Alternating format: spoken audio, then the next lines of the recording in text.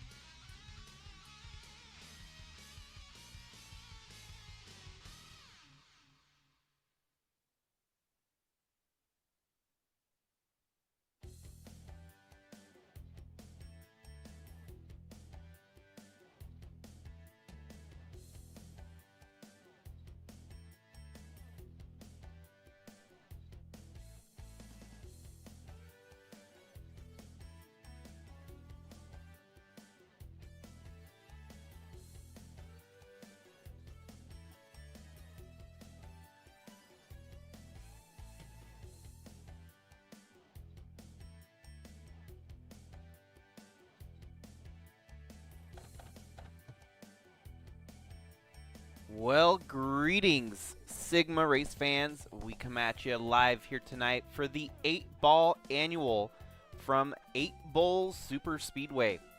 Very fascinating Superspeedway track where the track actually crosses over itself. Most folks always excited to watch a figure 8 race. The excitement usually comes in the contact at the middle of the racetrack. Well, there won't be any cross traffic on this track. That's just not the way it's designed, but still a figure 8 of sorts, and we'll see who can claim this beast of a track here today. Tough track to tangle with, as we've seen lots of big wrecks, lots of lead changes, and ultimately it's just going to be a wild night of racing here. New pole setter here starting front row tonight. It is Ralph Oberstadt for Courting Brothers Motorsports, alongside the ever consistent, the number 42 there, of Brandon Butler II. So kind of an interesting front row. Next back, you got Lucas Holmes, fresh off of his win at Papyrus Motorsports Park last night. So following that momentum train a little bit, he's qualified well here tonight alongside Sebastian Galloway Jr. You got Tasha Wright and Preston Kundo, Lynn Farrell and Jimmy Logano, Nelson Chacon and Rich Roy, Tyler Shangle and Kevin Xavier. Tyler Shangle unfortunately had to use his championship provisional to get into the main field here tonight.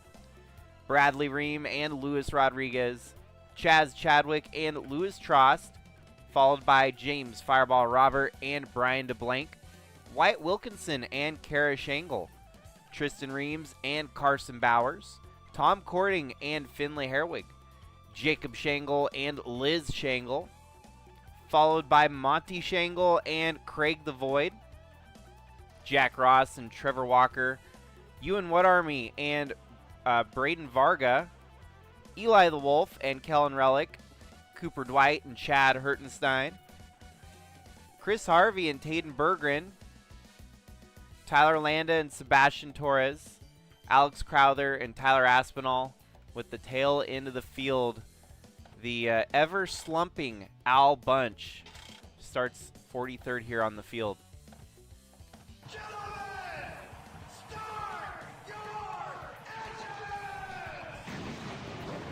There is at least kind of a bright spot for Al Bunch. A driver has came from deep in the field to win this race before. The deepest that's ever happened was 2022, where Paul Wilkins actually won this race by qualifying 42nd. This will be the first time in the series that we actually have 43 cars contesting for the race. So 43rd, who knows? Maybe Al Bunch could set the new record here tonight and work his way all the way up front to win it. It's been a rough start to the year for him, and I'm sure he would love at least some momentum or a swing in the right direction, as it's been such a struggle.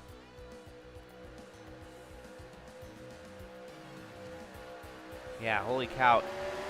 42nd to first. You don't see that very often, but it has happened here at 8 Bowl Superspeedway. Another fun fact, pole setter has never won this race before. As you can see, Ralph Oberstadt, your pole setter, he's off to the early lead here. It's just too long of a race, 200 laps. If you get the pole position, that's only half the battle. The other half is surviving. And this race tends to be a wreck-filled mess. So the longer you stay up front, the better. But obviously, you're going to get in trouble no matter where you are on the racetrack. You're not safe by any means, even up front leading.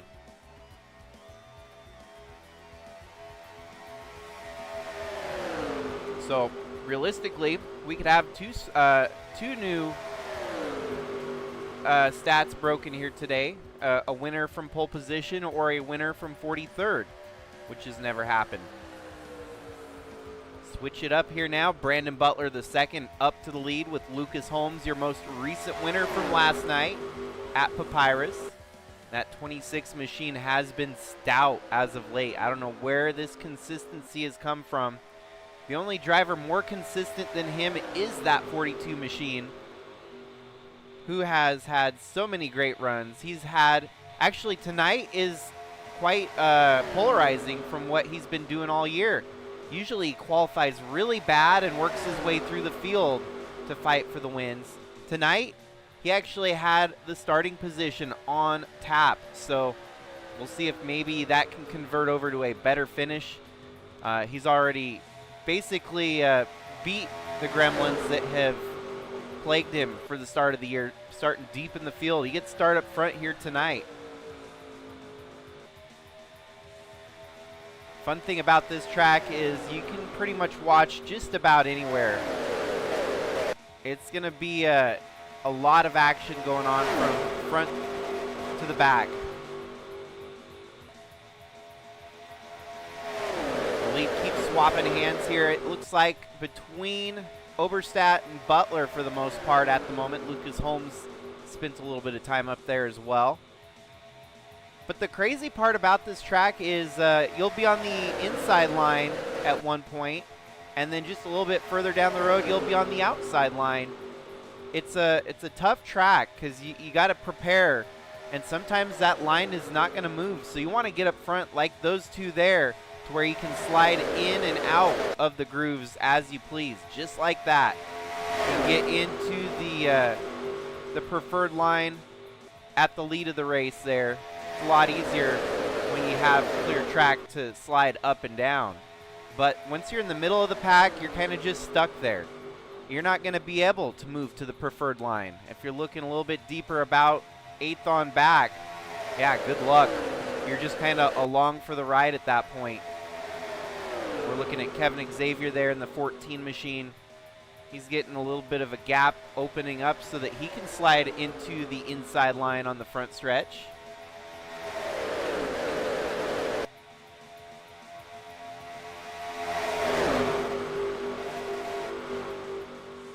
This race is notorious for lead changes, almost even more than Daytona and Talladega.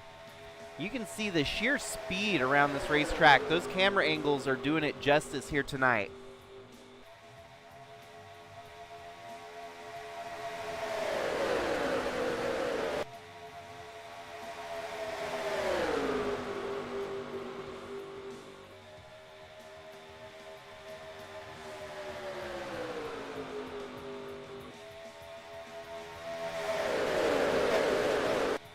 The record for lead changes at this race was back in 2024, where we had 111 lead changes in the race. Might be able to rival that tonight. Looks like everyone's racing pretty clean. Calm at the moment. No big ones yet, but that big one's always lurking around every turn of the racetrack. And of course, it's on Friday the 13th, go figure. So tonight's going to get really wild on Friday the 13th at a track known for big wrecks.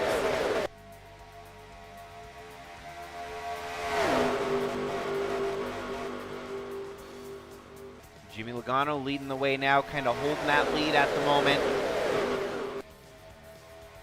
Up to second, that is the 77 of Preston Kundo. And third place, Sebastian Galloway Jr. A one-off kind of situation for the 54 team. He's going to have a handful of races this season in the Cup with that 54. It's 14 races spread between him, Willow Blake, and Chase Kovacic, actually. And what was cool is Chase Kovacic actually secured victory in his first ever Sigma event. Bridged the Cup this week at Fontana, securing that win for all Canadian racers, ACR, Chevrolet, and that was a tremendous upset for a race win.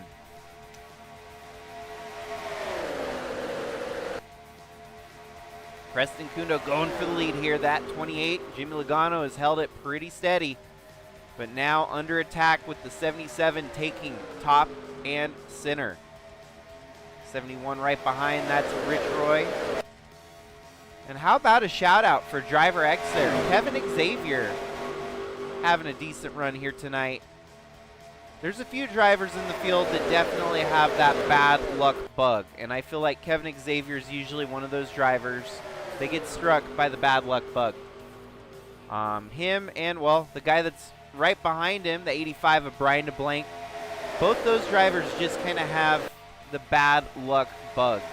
And I don't know what it is or how they can shake it, but, you know, a super speedway like this one can really, it can spoil those bugs and make the party a little bit sweeter for them. And as it looks, they're already moving towards the front. They could be fighting for a good run here tonight.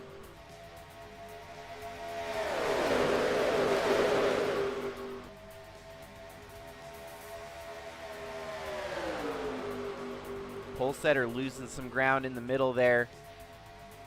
I know it's early in the run, only 11 laps, but you got to start to wonder the wear down here, that maybe the tires wearing off a little bit, the speed's dropping. You can see a little bit of separation at the front of the field here.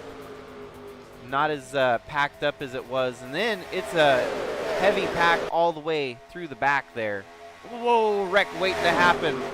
That was the 7 of Tyler Shangle that got out of sorts. Let's ride along the chase cam of number 7.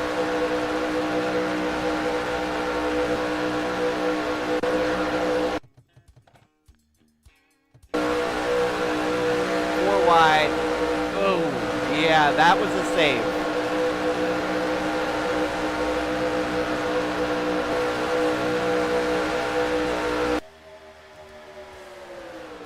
That's where the big one would usually happen right there. So Tyler better be counting his lucky stars tonight that wasn't the end of the road here at the 8-ball annual. They are not laying down. They are racing hard at the front of the field. 3 wide. This is an intense battle for the race here, and we're not even started. We're only 12 laps in. Someone's got to remind the drivers that they still have 187 laps to go here. You're not going to win the race on lap 13. Lucas Holmes, top spot. We haven't had any repeat winners yet this season. 7 races, 7 different winners. Lucas Holmes, the newest of those winners from the last race last night. Wow, and it's nearly 4 wide, 4 position in the mid-pack there. No, the game crashes. Dang it.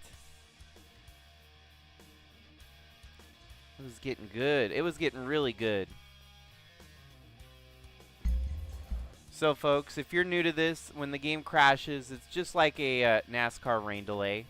Sometimes computers like to do stupid stuff, and this is one of those times where the computer did something stupid. And we'll be right back into it. It'll basically be a full reset. So we'll hit the reset button. Don't know why it crashed. It's one thing I just have to avoid. And usually a reset, and we're back and rolling, and it carries on. So NR2003, it's a 23-year-old game at this point. I just wish they would release a brand new one like this. It's hard to match. A little different for the reset here. Pole position is the 71 of Rich Roy, but Lucas Holmes still starts front row there. Lynn Farrell and Taden Berggren, Kevin Xavier and Braden Varga, Finlay Herwig, and James Fireball Robert. Top 10 for Wilkinson and Louis Trost. So the one that got hurt the most there was Ralph Oberstadt, but that may have actually been a blessing in disguise, because the pole setter has never won this race. So maybe now he's got a chance to actually fight for the win. Guy that now puts himself in the undesired position, a pole position here tonight, is Rich Roy. So we'll see if he can maybe break that trend that's developed over the last 15 races we've hosted here.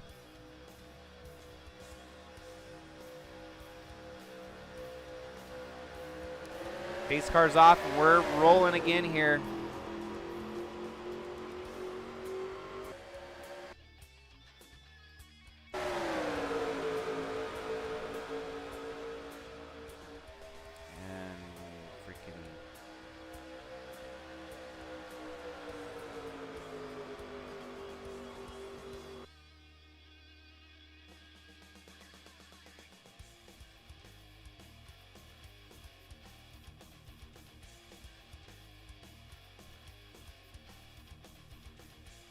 Technical difficulties, as we have already figured this out, but here we go.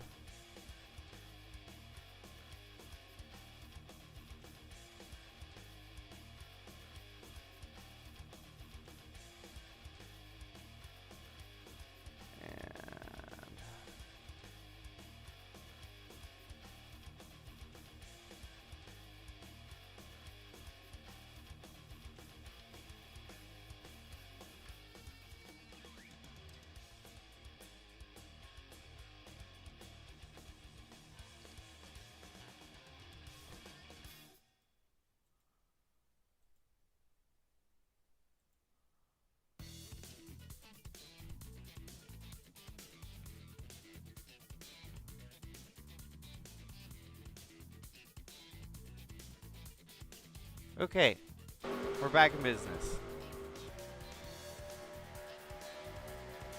Sorry, folks. Back and rolling. Let's just hope that the racing is as frantic at the beginning here at this one as it was that last one. I mean, man, that was a wild start. I was really getting into it. And the sad part is usually when I'm getting really into it, the time we have to reset is when it gets kind of lackluster. So hopefully we don't get that thrown at us here tonight.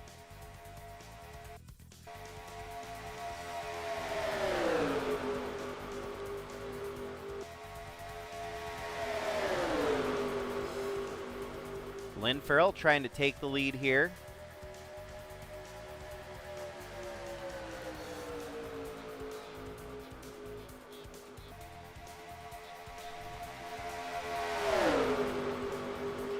Taden Bergeron has had a victory this season. Braden Varga, man, he's been trying to figure it out as a driver owner. It's his first year as an owner-driver, and where he came from last year being Rookie of the Year, and this year has not been able to even get a top 20 for the most part. So Varga getting to see the front of the field for the first time this year in that number 9 machine. We'll see if that can, if he can maintain that pace for the rest of tonight. So if you're looking there at the fastest lap, 220 mile an hour average around this racetrack. They do not slow down much at all. And that really, you know, tests these drivers that you have to be on the throttle. You have to be aware of your surroundings. And when things go bad, they go absolutely terribly bad.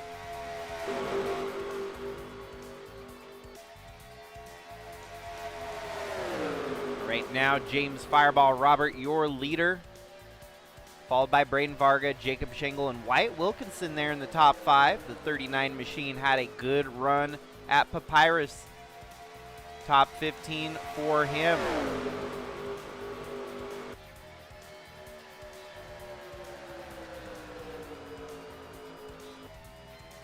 As it sits right now, you got 3 of your winners this season on the inside line there.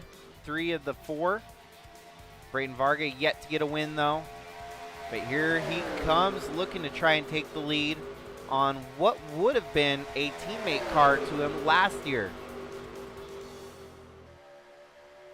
Al Bunch, fastest lap in the race. He qualified dead last here tonight. The funny part is the win earlier this season for Kellen Relic Racing came at a Superspeedway where Eli the Wolf almost started nearly as bad. So Kellen Relic Racing, they must have it figured out on these super speedways. We'll see how Al Bunch fares throughout the night. But he's dead last, and he's just kind of hanging in the back there. It's weird that he actually had the fastest lap. In the draft, the car is not tracking as it should. It looks like struggling at the back of the field here. And it's actually wild. I don't know where Kellen Relic Racing missed the cue.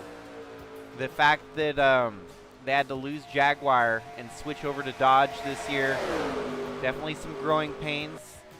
And you'd like to hope that they can get it figured out, but who knows what the future has here for 2026. It's been a very slow start.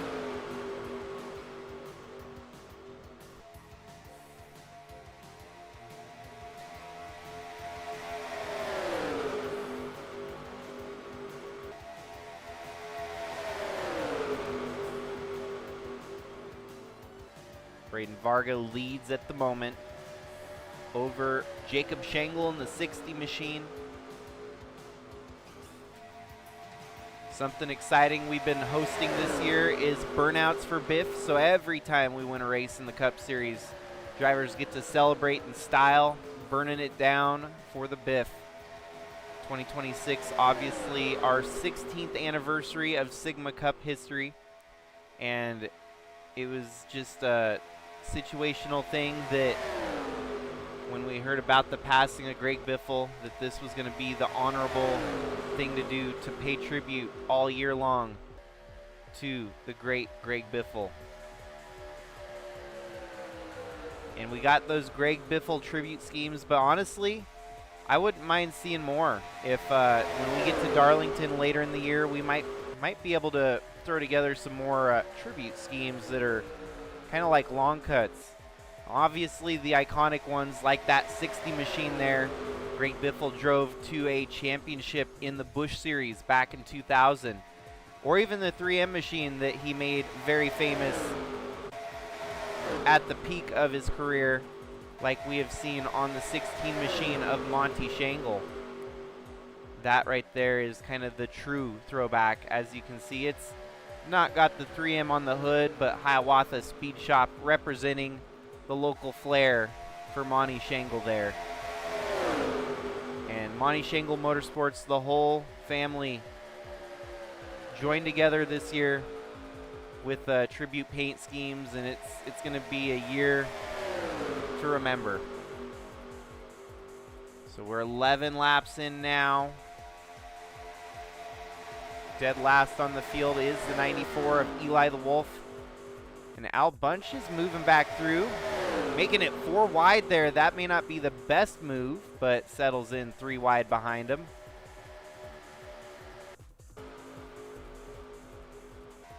Well, the good thing is, even though we had to reset the race, it looks like there's some of the storylines that are staying the same, which is nice. So it's not a true reset, like a complete flip of the table. There's still a few pieces that stayed up front here. Like that 26 of Lucas Holmes, who's coming back through the field.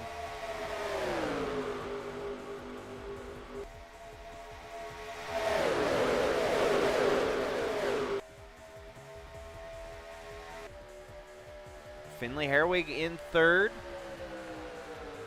Taden Bergeron leading the way. Kevin Xavier in the top 5 as well.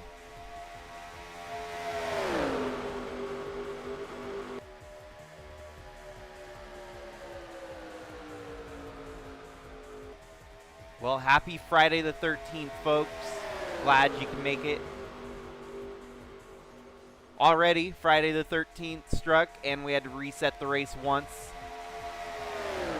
Dang, NR2003 game crashes. We can't shake them, no matter how much we try. We've been pretty fortunate this year that it's, knock on wood, that it's only a few and far between. But even like last night, I was trying to work on building Moses Lake Motorplex up for this first ever points-paying race that it's going to host, and Sandbox kept crashing on me. So it's just an old game, needs a little bit more TLC, a little bit more patience.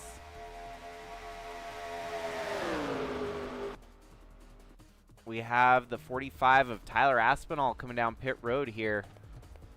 Oil leak, they are reporting on the 45 machine, so not something you want to have on the racetrack. Oil slicks, it's going to be a lap down for the 45, but at least they were able to get it patched up. Meanwhile, it's Taden Bergeron up front, James Fireball Robert second, Tasha Wright in third. Kevin Xavier right there in the picture as well.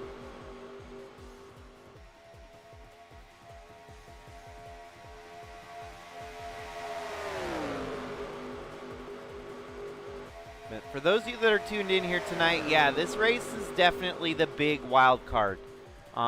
Just about anyone can walk out of here victorious tonight, and it'll feel a little bit extra. That's partially why this is one of our marquee events.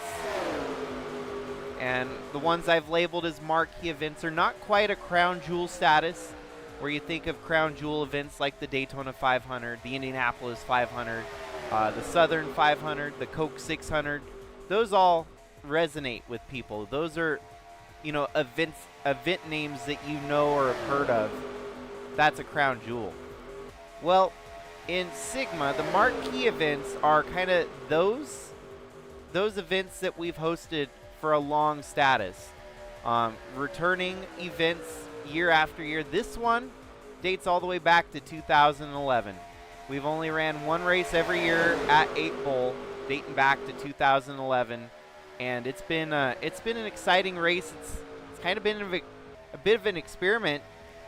but has really taken off, and it's been an exciting race every year that we've hosted it.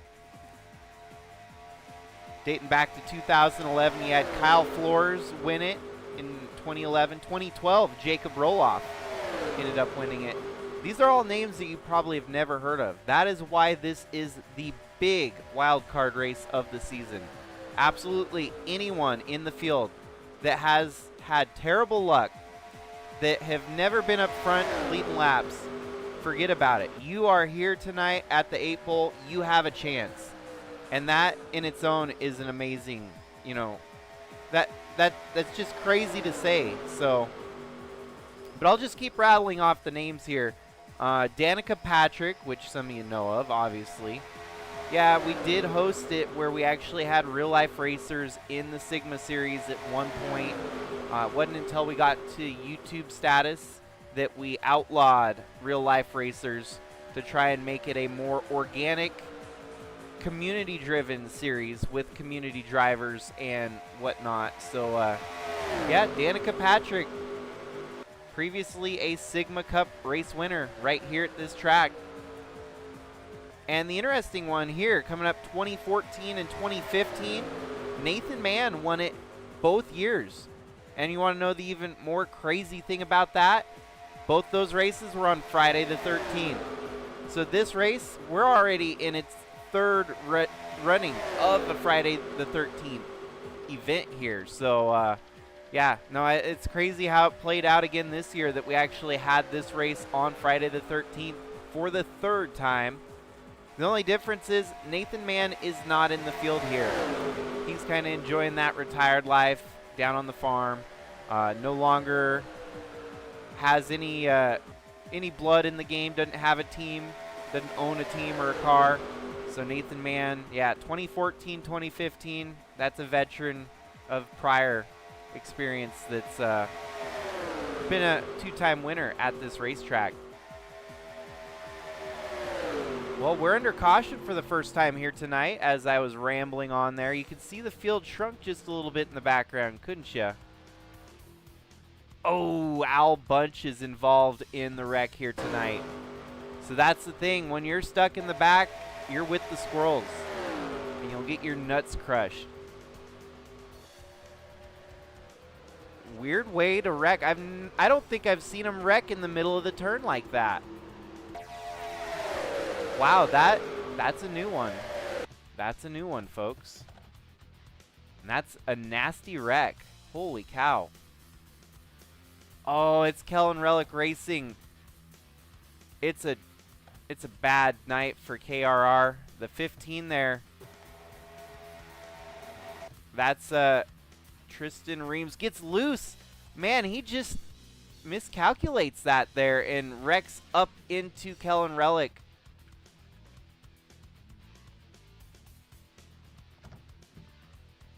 Okay, we need a better perspective on this wreck. Those camera angles suck.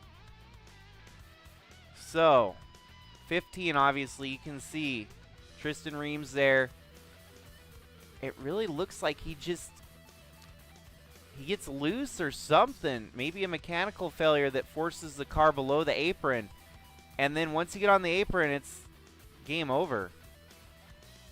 No way to correct that. Wow. Kellen Relic goes for a tumble there. Al Bunch with nowhere to go. So Kellen Relic Racing down 2 cars, it looks like. And that's a minor one as far as the big wrecks go here. That's kind of like the mini wreck. They're not, that ain't a big one by any means.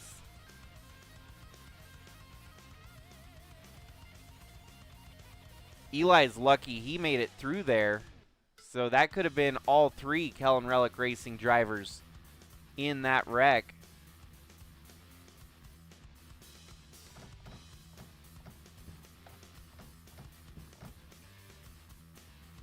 We'll check one more perspective here on Al Bunch.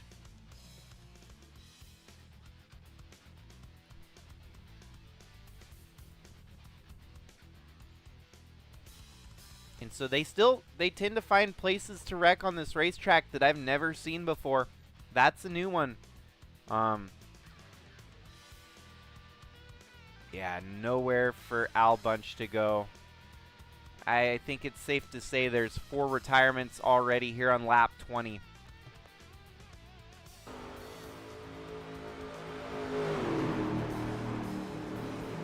Now, they're not shown retired yet, but they are bound to be retired.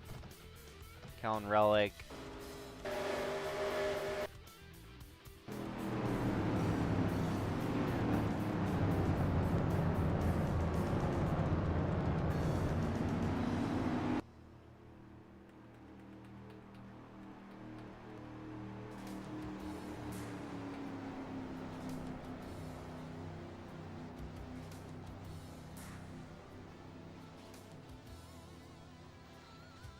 So under caution here, Kevin Xavier gains the lead, getting some laps led under his belt. Lap led bonus points secured. Tonight's going to be a Russian roulette on lead most laps, so I mean, we'll just have to keep an eye on it. But yeah, 2 laps led by Xavier, 1 lap led by Preston Kundo, 7 by James Fireball Robert. And then a whole bunch of 1-1-2s. Taden Bergeron also was 7, so it's currently tied with Taden Bergeron and Fireball Robert for most laps led here tonight.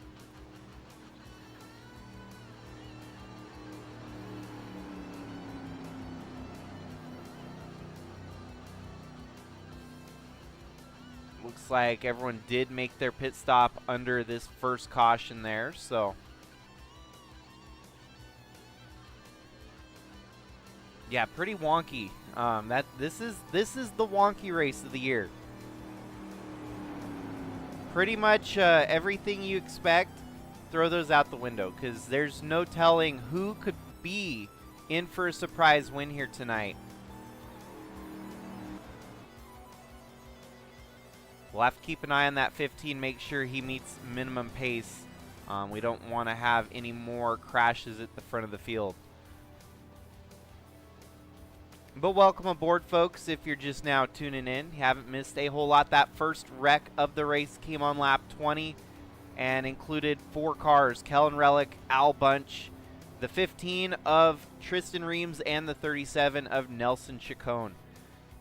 For them, it looks like their day is just about done, or at least fighting for a win, pretty much eliminated and out of grasp. And we'll get reset here for the restart on lap 25. They should get doubled up here on the middle of the turn. Kevin Xavier is going to lead them to the restart. Preston Kundo on the outside front row. The 67 of Alex Crowther and James Fireball Robert, top 4. How about Brian DeBlank right there in 5th? Kevin Xavier and DeBlank definitely the bad luck drivers of the field, so this could be their chance to get the bad luck away from them tonight with some unusual racing that can always shake it all up.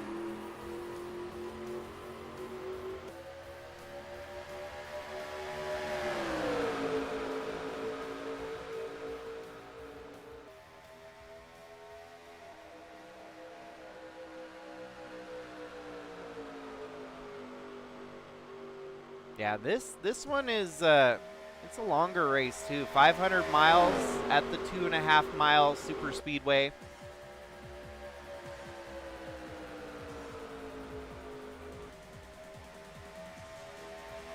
Al Bunch, it shows retired in 42nd.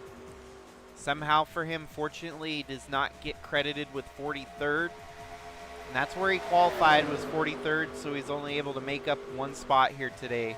Unfortunately, getting tied up in a wreck not of his doing.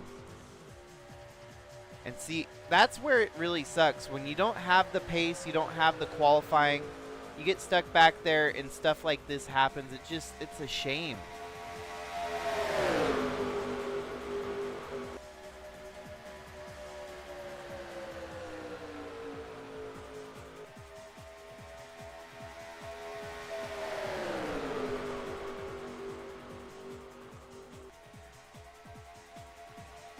James Fireball Robert leads for now, and they're kind of fanning out, moving around. All of a sudden, you got some new faces joining the front of the field here. I can see the 19 of Chris Harvey, and the 69 of Lynn Farrell, and how about the 21 of Chad Hertenstein? They're trying to get around Kevin Xavier here. Alex Crowther taking the lead. Crowther's going to lead for now.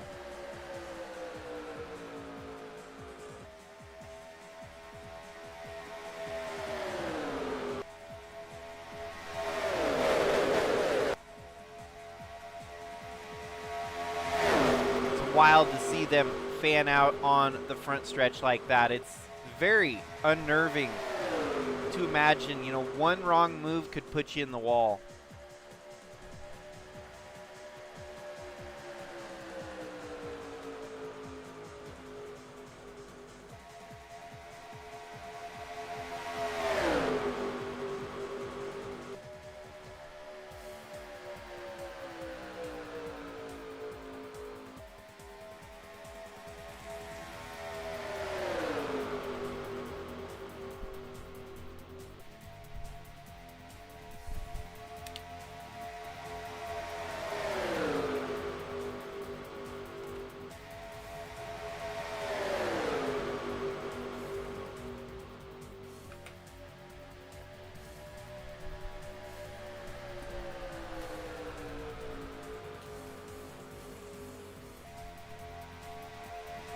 Tom Cording up to second. The KBM car's looking stout here, as you've got Tom Cording, James Fireball Robert, and Tasha Wright all within the top 5.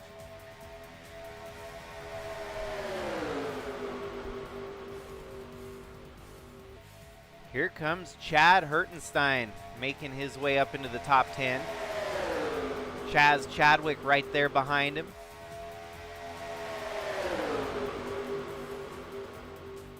The advantage kind of teeter-totters. You get the outside on one run, you get the inside on the other. And like that, you're on the inside line here if you're on the outside line in the last corner. And look at the momentum they carry on that inside line. Moving into the lead, it is Kevin Xavier again. And those two cars up front kind of get a breakaway here. They get full control of the draft behind them.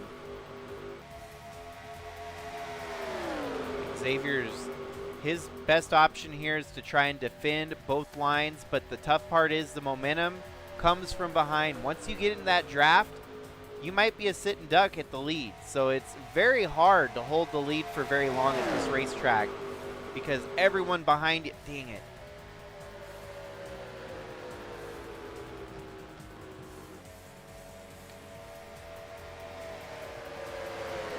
I should have been paying attention, but I forgot.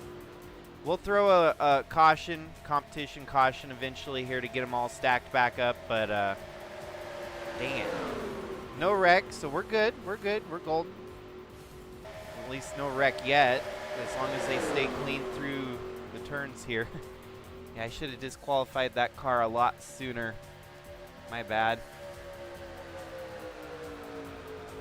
Still early in the race. There's a chance for them to even get back to the lead group there. And that looks like the worst of it. So the DQ for the 15 who caused the first caution here tonight, luckily does not cause the second caution. 3-car breakaway because of the lap traffic.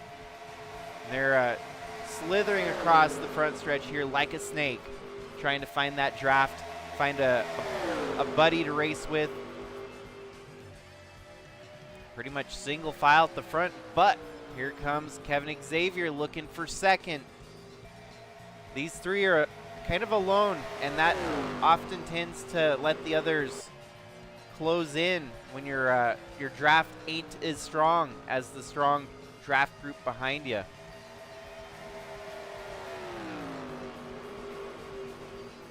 Kevin Xavier falling into the grasps of the next group here.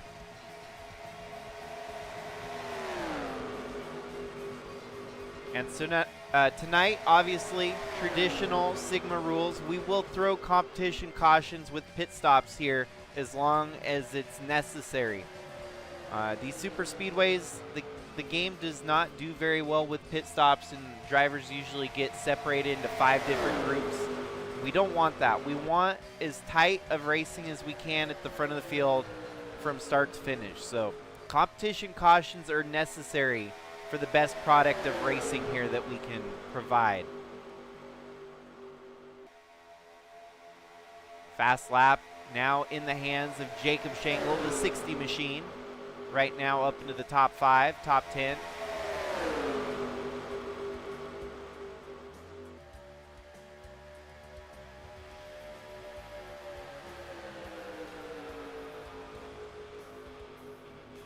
Thank goodness we didn't get a caution there when the lap traffic came through. Everyone kind of just played it out. Now we're back to a big group of cars fighting for the win.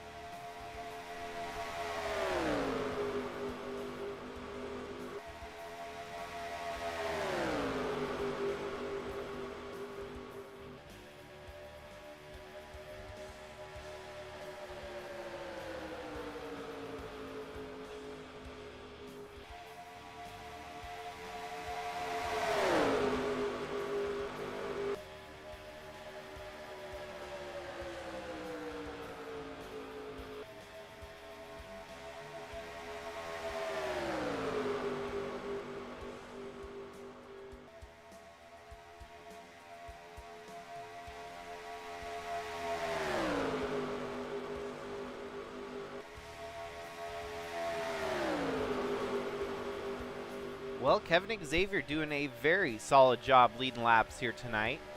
Currently, he is up to 5 laps led, which seems odd. He came, why is our ticker so far off? There we go, 5 laps led.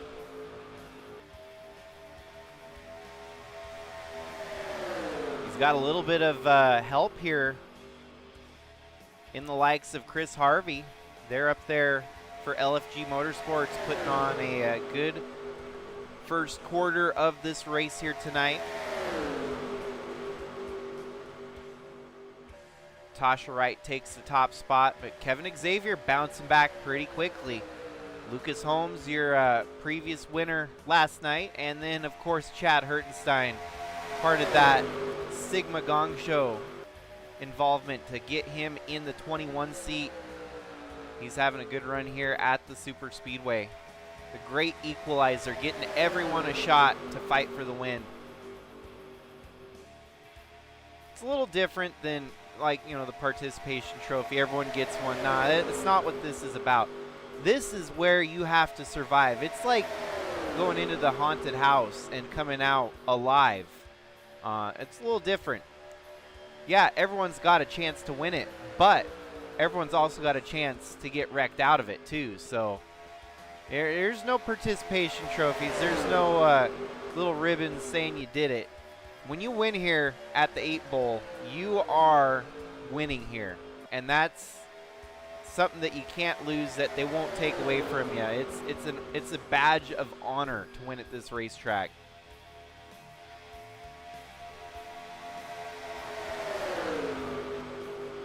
Tasha Wright still holding the lead with Taden Bergeron right there in the picture. But how about some other names that we haven't seen up front lately? Louis Trost, Carson Bowers had a great year last year, but it's been a slow start for the 12 driver.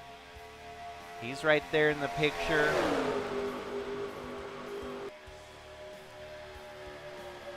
Preston Kundo's been consistent. Jimmy Logano, man, it would be interesting to see him get his first career win in Sigma Cup. Brandon Butler, the second with the fastest lap in the race. Chris Harvey in the top 5. He's got Preston Kundo on the inside there. Now Jacob Schenkel moving in on the inside.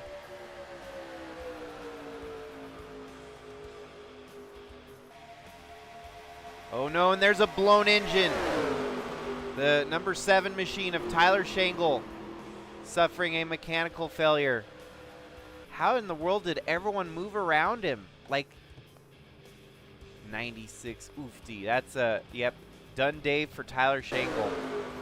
Running mid-pack, running in 20th there.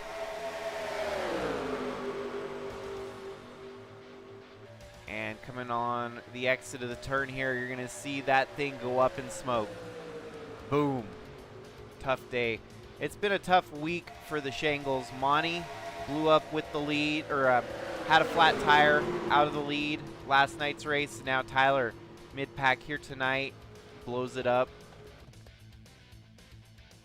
The KFC car out for the count. So far, we've only had one caution. It was a minor wreck that involved 4 cars. And still no big one yet. And we've had some mechanical failures that are already knocking people out. So quite the peculiar start to this race, that's for sure. One thing I can sum it up to being is, well, it's Friday the 13th, folks. It's bound to be like this, a little bit unpredictable.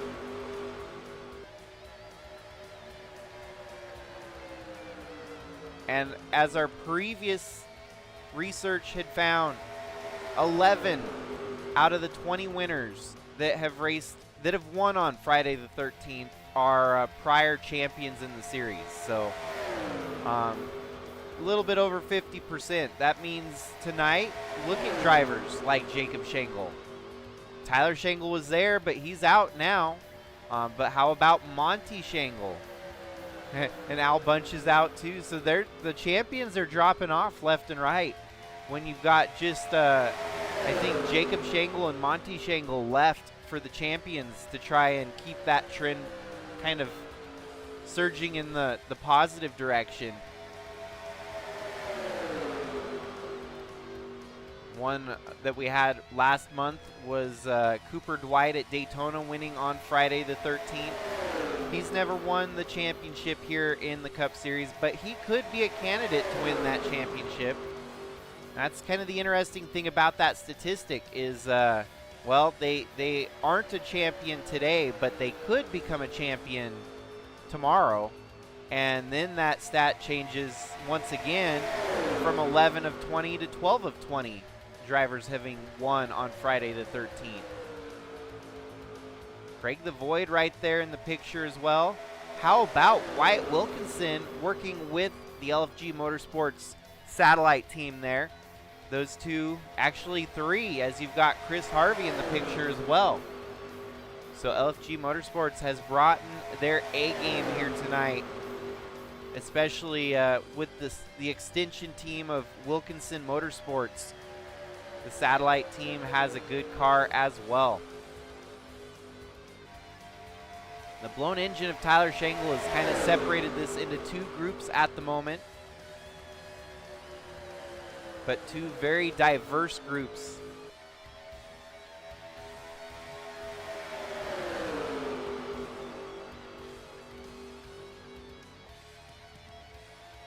Yeah, top 20 and then the back 40. And then some others that are just kind of scattered. They must have made pit stops.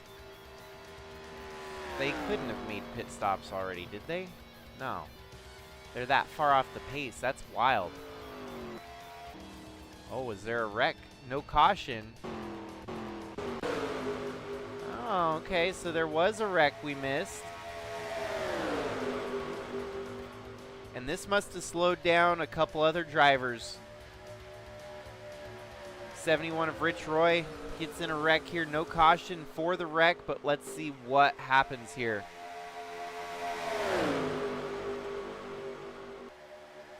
He's up on the high side, which only means that he might get turned down low onto the inside.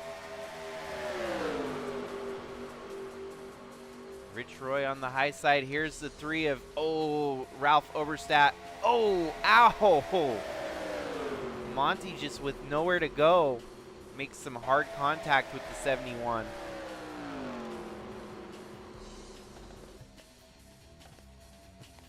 Yeah, the 71 is going to be DQ'd. I don't think he's going to be reaching moderate race pace after that damage.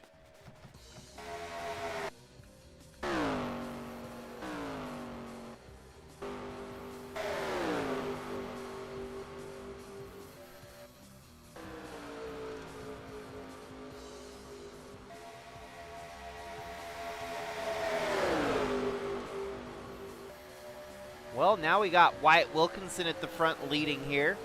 He's going to have to defend against Jimmy Logano. Logano with a good charge on the inside. Logano to the top spot. Wilkinson did not get credited with the lead lap there, unfortunately. Jimmy Logano takes the top spot and back to the lead.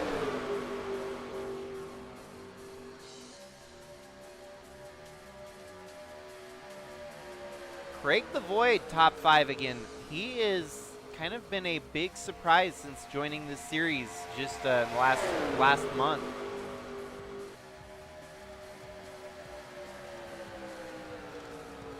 Well, we're 1/4 of the way through tonight's race. 50 laps in, 150 laps to go.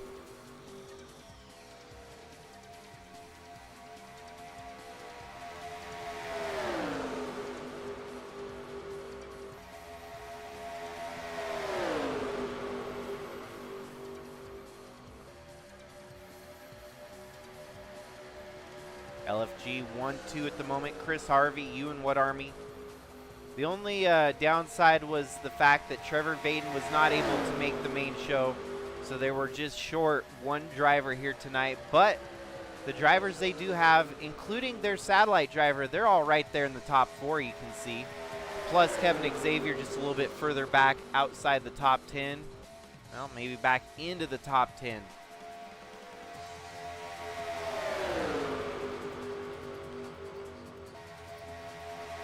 Now it's starting to look like total team control as all 4 of them have the 2 inside lines and the 2 outside lines under control at the moment.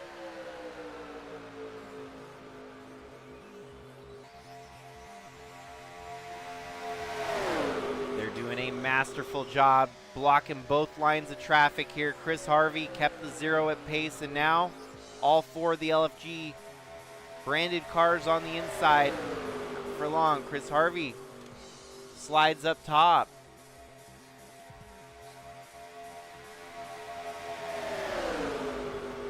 Wyatt Wilkinson leading some more laps here tonight.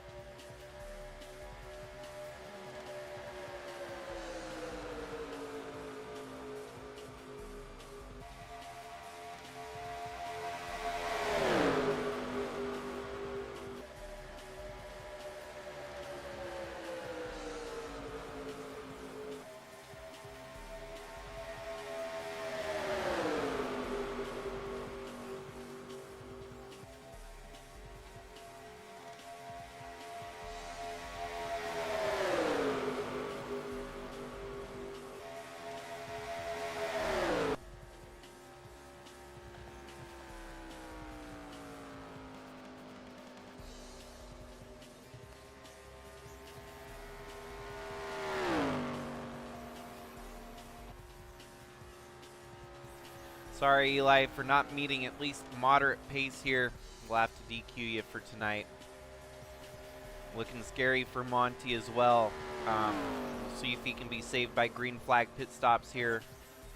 But Eli out to try and save our lead group here from causing a wreck.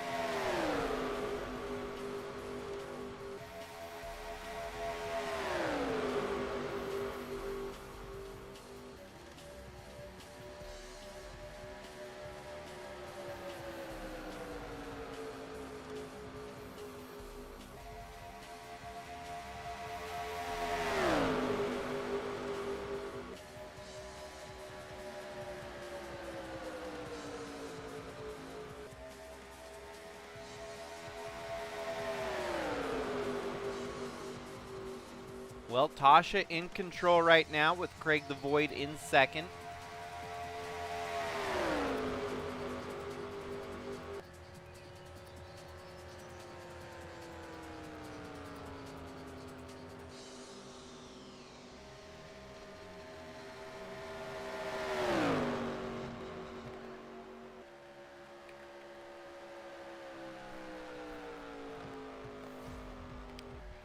64 is down to 44-second laps, so those are really slow. Monty, though, the damage does not look very severe, so we're going to keep an eye on this and make sure we're making the right call to disqualify the 16 machine. Heck, even these two are all right.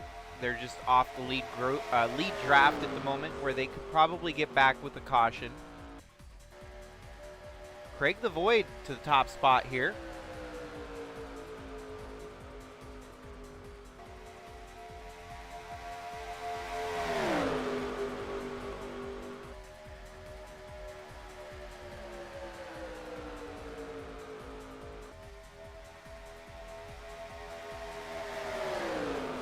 Craig actually not going to lead a lap there as Ewan What Army goes around to take the top spot. And Craig the Void still with 0 laps led, even though he briefly held the lead position there. Just never crossed the start-finish line with that lead.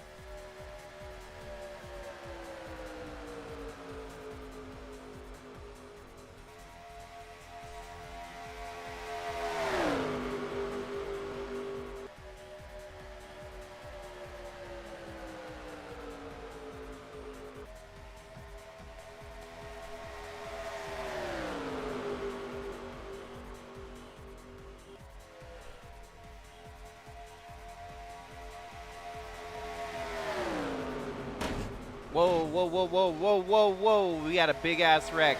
I don't know who wrecked, but that you could see the debris flying across the screen there. Well, shoot. What the hell? Who died? Oh, no. Craig the Void. He found the Void here tonight. Oh, wow. Rookie mistake. What in the world? Woo! Yeah, he found the Void all right, taking Braden Varga with him and Preston Kundo. I don't know how you missed that. I don't know how you just totally failed to make the pit stop. Creamed the attenuator there. Man, that... You can't walk away from that. There's no walking away from a hit like that.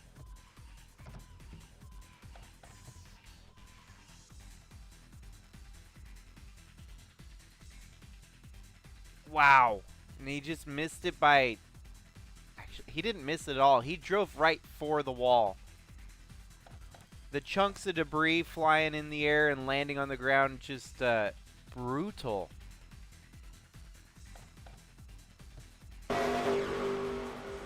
From third, he should have been on the inside if he was pitting. He just made the wrong call to pit. And the rest is history, as they say. 3 cars knocked out. Some more Friday the 13th chaos here tonight.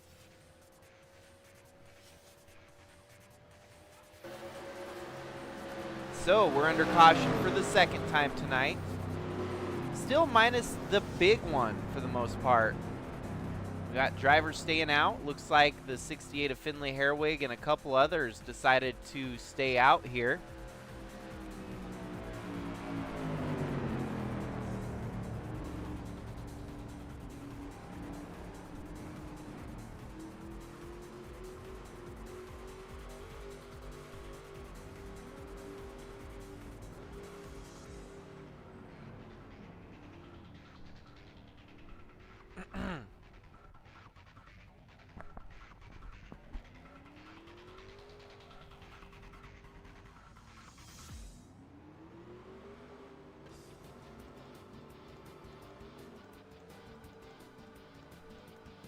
Well, now retired from the race, the 0 of Craig the Void, the 77 of Preston Kundo, and the 9 of Braden Varga.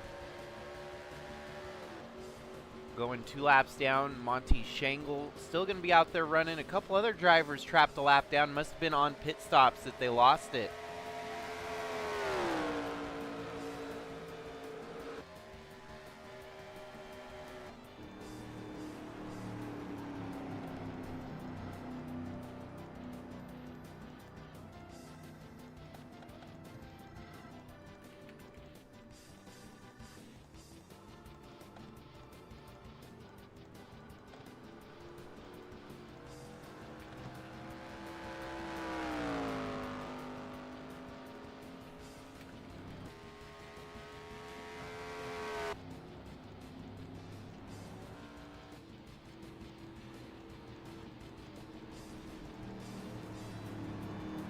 New leader after pit stops is going to be Jimmy Logano over the 39 of Wyatt Wilkinson, the 18 of Chaz Chadwick, the 90 of Tasha Wright, and the number 1 of Ewan What-Army. And then we also have the 21 of Chad Hertenstein, Jacob Shangle right behind that, Carson Bowers, and Brandon Butler the second still at the top 10 here. 85, Brian DeBlanc, the 54 of Sebastian Galloway Jr., 55 of Luis Rodriguez, the 29 of Louis Trost, Tom Cording, Jack Ross, Alex Crowther, Liz Shangle, Lynn Farrell, Kara Shangle, Kevin Xavier, Trevor Walker, Bradley Ream, Taden Bergeron, James Fireball Robert, Cooper Dwight, Ralph Oberstadt, and Chris Harvey.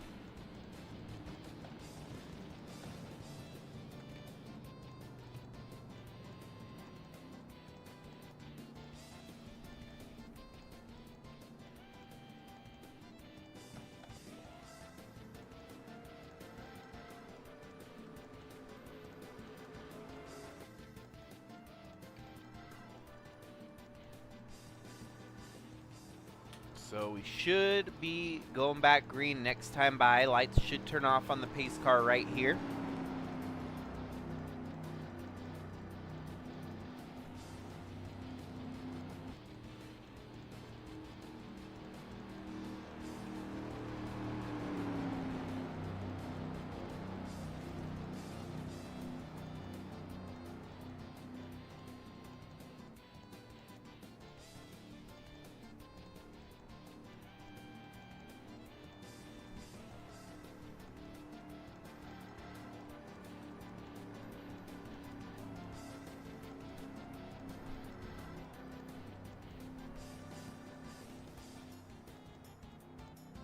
When referencing past winners here, there's really only one past winner, two past winners, I take that back.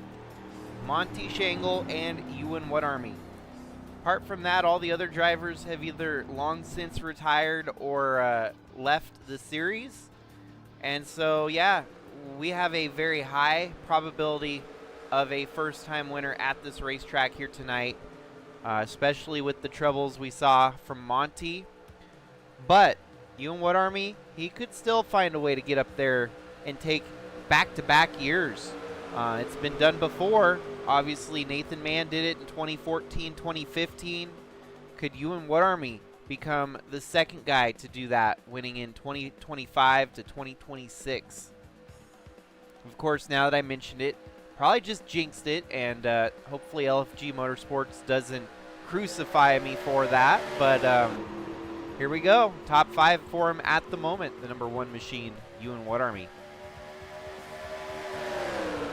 Jimmy Logano gets off to the races here, a little bit of a lead over the 18. 39 on the outside, unfortunately dropping backwards a little bit here. That inside line's going to turn into 3. And they're going to cut across the number 39 of Wilkinson here. There goes Chaz Chadwick looking to take the lead. Fastest lap in the race belongs to Brandon Butler the second. He's there in the top 10, closing his way ever closer to the front of the field.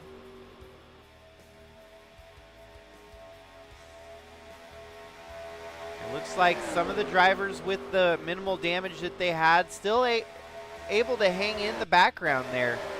Even Monty Shangle in the 16 machine hanging with the lead draft. Maybe even gaining some ground here on the lead draft group. Far from the lead, but not losing that draft. Same with Ralph Oberstadt. Anything can happen.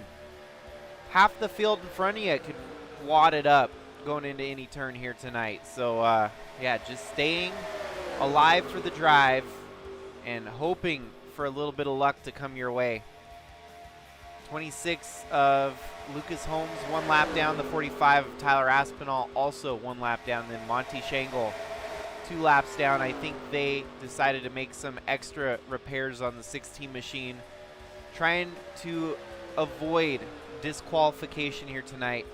Points are at a premium.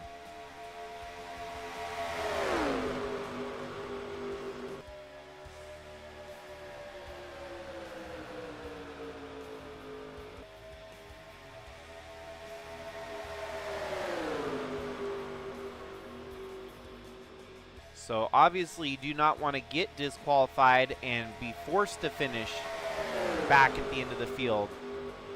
And the longer you can survive the hand of God, the better. You don't want to get disqualified just for not meeting minimum race pace.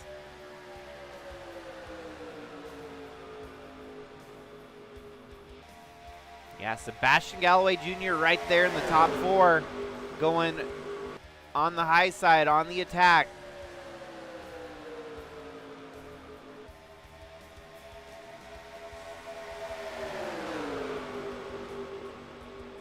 Ewan Wood Army leads the way. 4 wide right there for about 5th on back.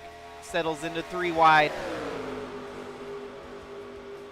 Chad Hertenstein probably just hoping to get out of harm's way. Doesn't want to get into that 4 wide scenario again. Settles in front of the 54 of Sebastian Galloway Jr. And now making some moves. He's up into up to 4th, looking at 3rd.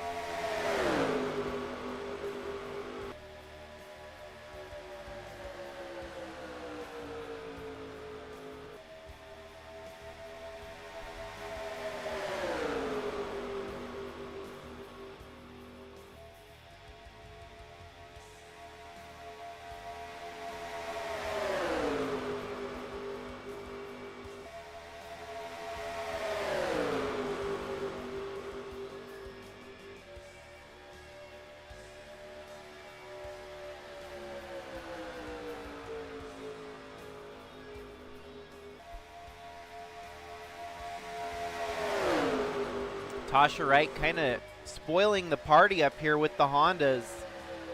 The Cadillac takes the lead as Ewan Wood Army, Chaz Chadwick, and Wyatt Wilkinson all working together masterfully here tonight. Team Tactics are proving to be a worthy adversary as the Hondas are putting on a show here at the front of the field.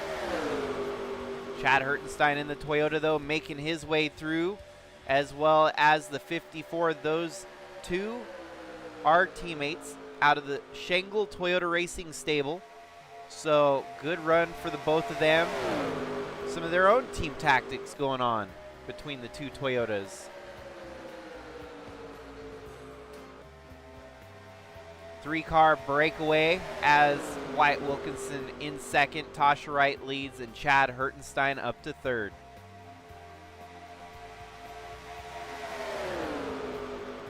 Here comes Chad Hertenstein, that 21, getting up to 2nd here, makes that 39, push to the outside.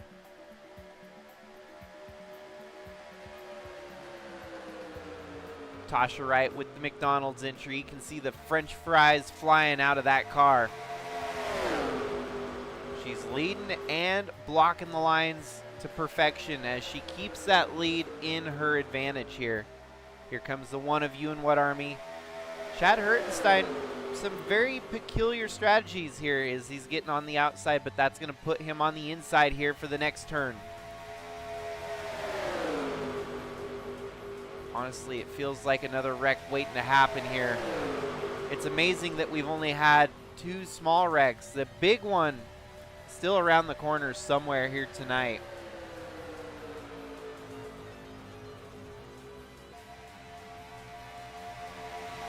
Ewan Wood Army, Chad Hertenstein, both of them going low here.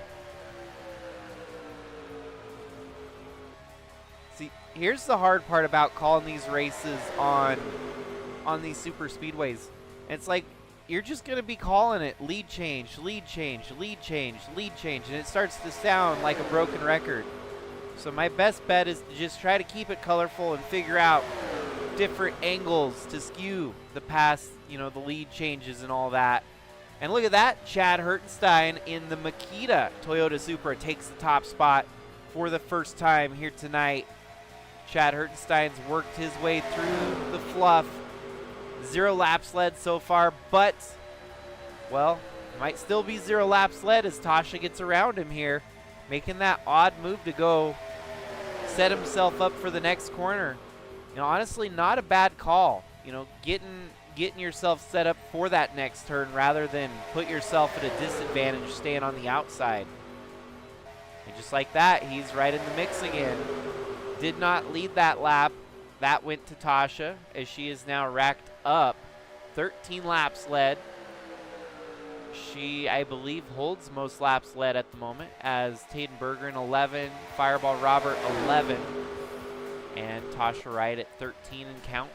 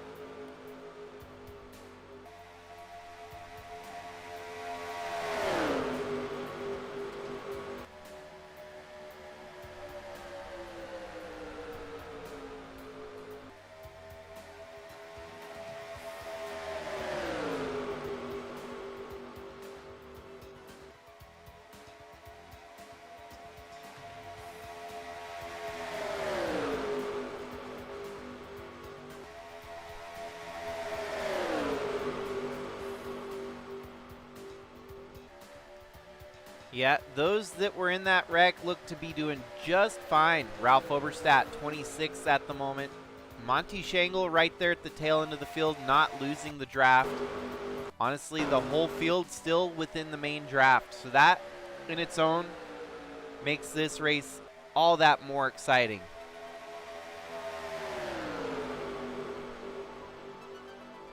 Here comes Sebastian Galloway Jr., that 54 machine right there on the tail of Tasha Wright. Tasha leads that lap. The 54 is right there knocking on the door.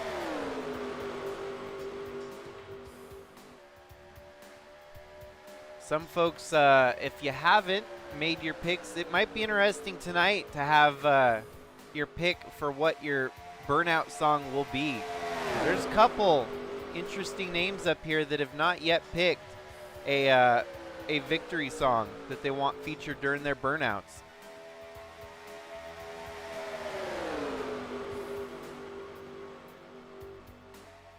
And the 54 of Sebastian Galloway Jr. is going to get one lap led here tonight. First lap led for the 54 machine. Top of the board for now. Still 123 laps to go.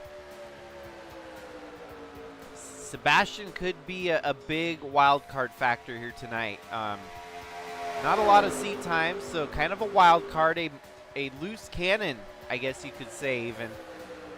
We'll see if he can maintain this pace that he's putting together here so far. It's been an exciting race to watch with the 54 machine in the mix here.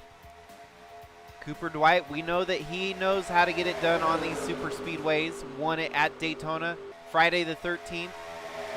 Could he make it twofer with Friday the 13th races that he's run on?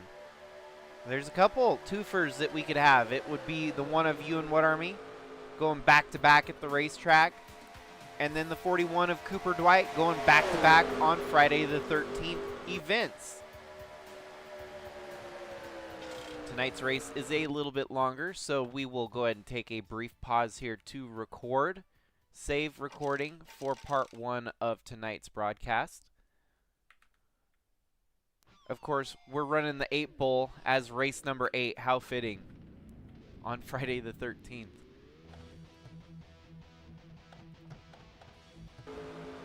Alrighty. And we should be good for the rest. That just saves. NR2003 likes to have memory issues, so where if you don't save the recording in time, you'll lose the first like first lap to first 50 laps of a race because you didn't record or save the recording. So that's why I've made it a habit, and we would lose out on some of those wrecks if we lost that footage. So we do not want to lose that footage.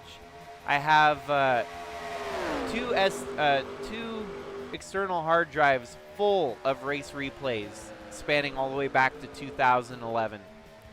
The only season we don't have replay footage for was 2010, the inaugural season, which didn't really count because I was racing with the AI, and the races were like 20 laps long, 50 laps long.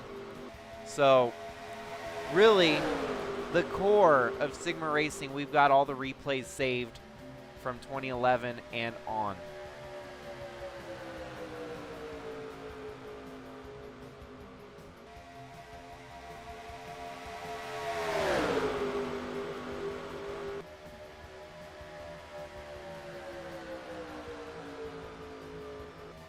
Well, the 54 continuing to lead. Cooper Dwight in second there. Ewan Wood Army in third, and Luis Rodriguez slipping into the picture. Here comes Cooper Dwight.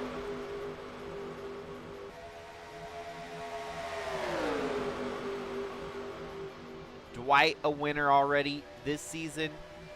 He ran in a different paint scheme. This is in his Milka Genesis paint scheme. And wow, look at Lynn Farrell showing up to the party as well. You got Genesis, you got Dodge, you've got Toyota and Honda.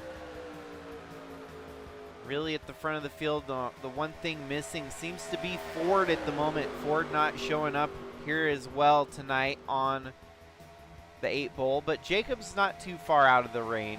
He could still work his way in to a position here tonight.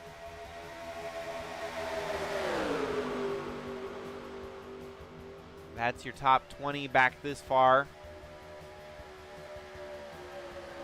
Money, even though 2 laps down, he's holding his own with the leaders.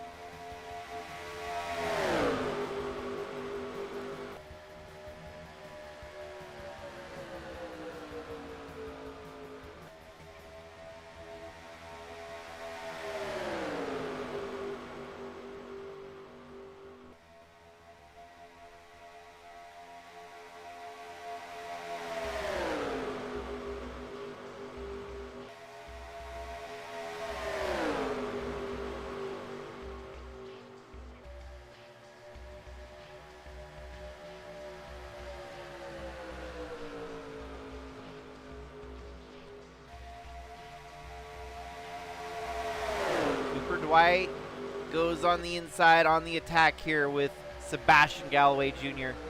Kevin Xavier coming back up to the front fighting for lead position here.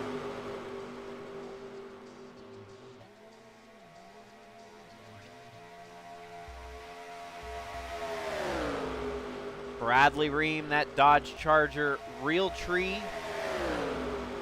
Looking stout for Railfan Motorsports. 3 wide. Sebastian. I don't see Ralph still mid-pack there, about 20th.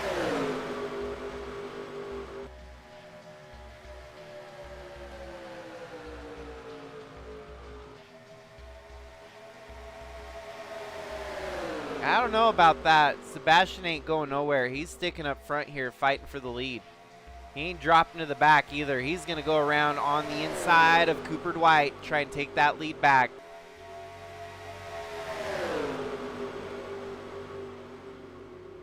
How about Seabass? Do you like Seabass? I think that one sounds cool. If I call nickname Seabass, you probably don't even live anywhere near the sea. But Seabass in the number 54, looking stout here for Shangle Toyota Racing.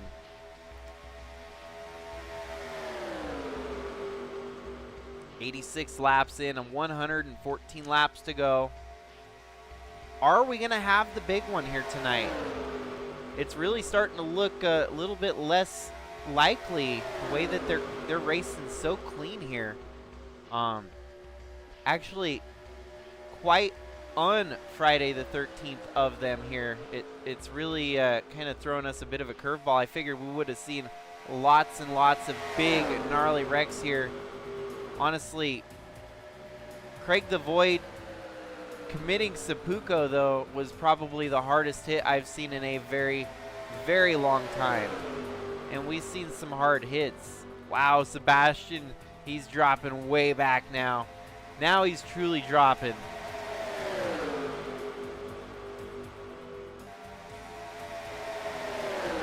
G-Bass got to enjoy that front of the field for quite some time and now gets to slum it up in the back here.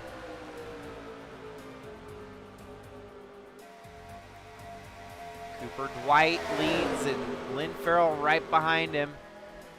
Kevin Xavier. And how about the 42 of Brandon Butler II? He sits second in the points. You know, with another good finish here tonight, he may very well walk out with the points lead. I think his opponent that he has to beat is the 18 of Chaz Chadwick. Chadwick's been up there. He's still alive. So the 42's just got to beat him heads up for the most part.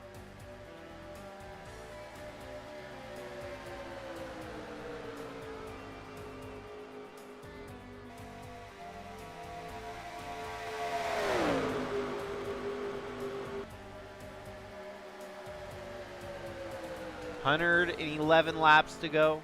The record at this racetrack for lead changes was 111 lap lead changes. So maybe we'll start counting lead changes here at the end and see if we can get 111 lead changes in the final 111 laps.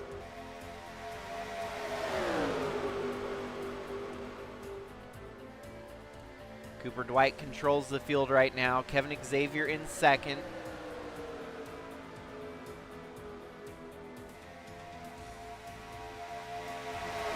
Brandon Butler making a move here. Xavier stays high. That's the 85 of Brian DeBlanc right behind him. Creeping into the picture, we've got the 60 of Jacob Schenkel moving into a good top 5 position at the moment. Whoa, they fan out 3 wide. Cooper Dwight led 2 consecutive laps there, but no more as 69 and the 42 make it 3 wide. Lynn Farrell to the top spot.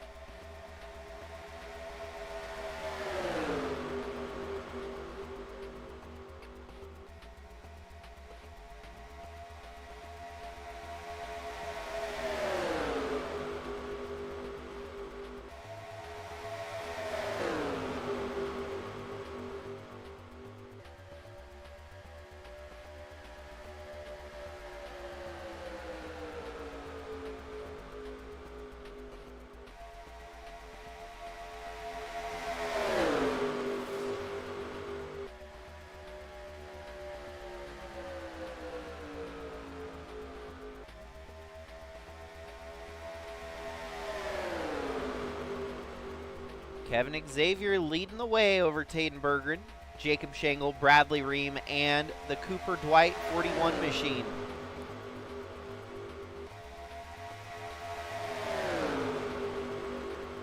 $105 laps to go.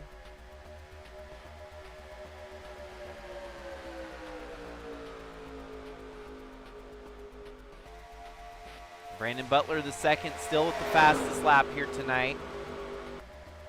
And the 60 machine has not yet led a lap here tonight. Oh, okay, he has led 1. Bradley Ream, on the other hand, has led 0.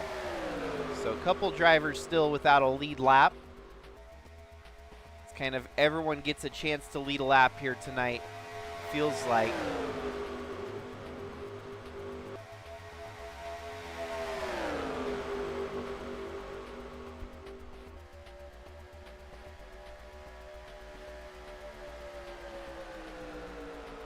Yeah, this kind of goes against all the past trends.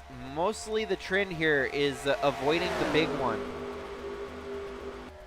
as it tends to be what we call the chaos monster.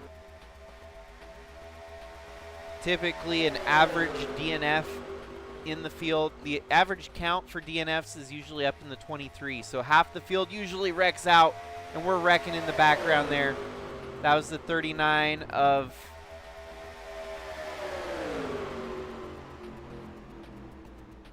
Well, the Honda party looks like it might have been muddled a little bit here.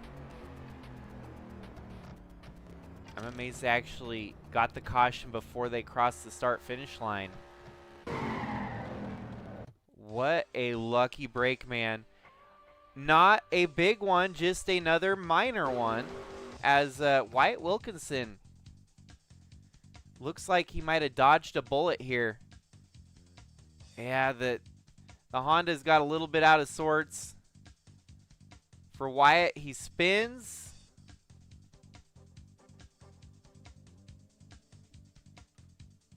And saves it. Just going to have to go down pit road, get some fresh tires. Maybe a examination of the briefs in case they need fresh drawers down there. But, yeah, not bad. Continue on with... no big one here tonight. Talking it up is the Chaos Monster, and yet here we are. Free from the big one. So this caution gives everyone another chance to kind of get settled, sorted. Kind of eliminates the green flag pit stops that we were heading towards. This will put them at halfway for the restart, so basically... whatever we did for the first half, just do it again for the second half. Strategy-wise, fuel mileage, tires, whatever it might be. Getting this caution here definitely doesn't hurt anything at all.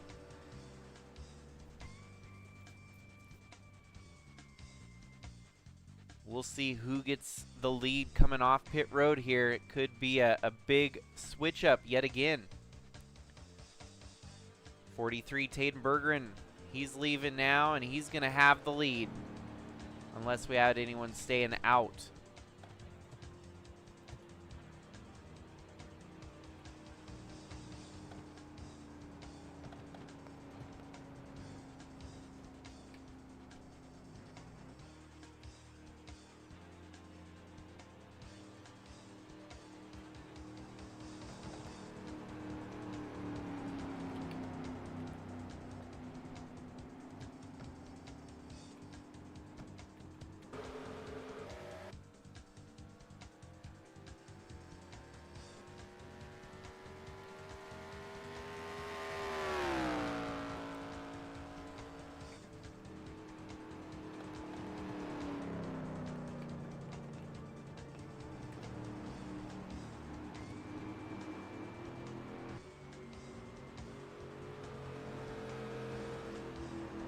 So, yep, we'll go back to green on lap 99. Actually, it'll be lap 100 for the reset. Leading them to the restart is going to be the 43 of Taden Bergeron for Burnt Money Racing. Then you have the 78 of Bradley Ream, who has had victories at Superspeedways before. Then it's the KBM duo of Tasha Wright and Luis Rodriguez. The JSR entry of Jacob Schenkel, Monty Schenkel Motorsports entry of Jacob Schenkel, and the Finley's racing for his own team in the Genesis this year in the Cup Series. That is KGA Racing. You and what army for LFG Motorsports, Shangle Toyota Racing with Sebastian Galloway Jr., DXP Competition with Cooper Dwight, and Tyler Aspinall Racing with Alex Crowther, your top 10.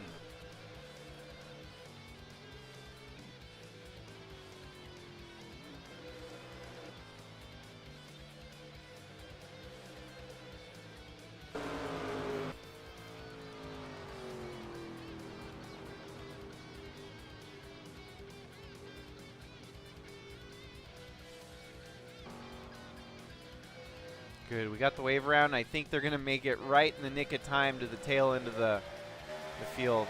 Very close. Yeah, 26 not with the lead draft here, unfortunately. He was trying to haul hay, but... So Taden Bergeron, your leader. Tasha Wright in second. Jacob Shangle in third. 100 laps in, 100 laps to go.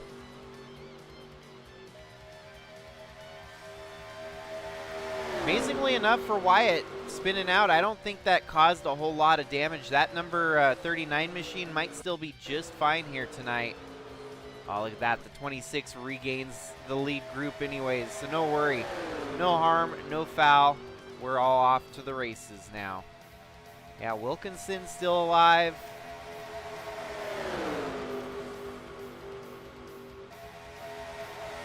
You got the number 3 of Ralph Oberstadt, who's been through it here today. He's in the top 20, mid-20s. Trevor Walker, Lynn Farrell.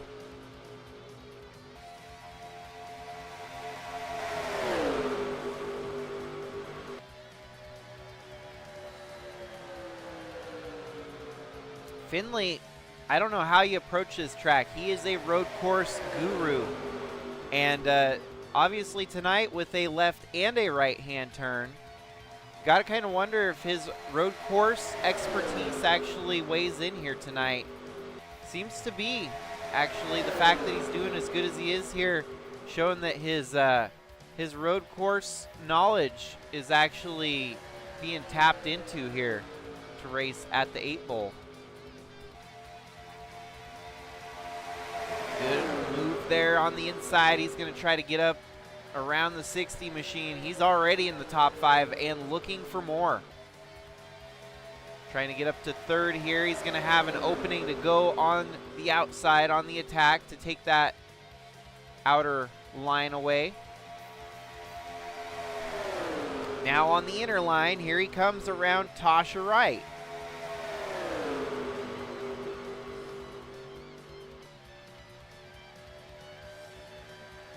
Taden Bergeron leading the laps. We've seen this this verse before. Taden Bergeron actually led quite a few laps last night and ended up getting knocked out of the race.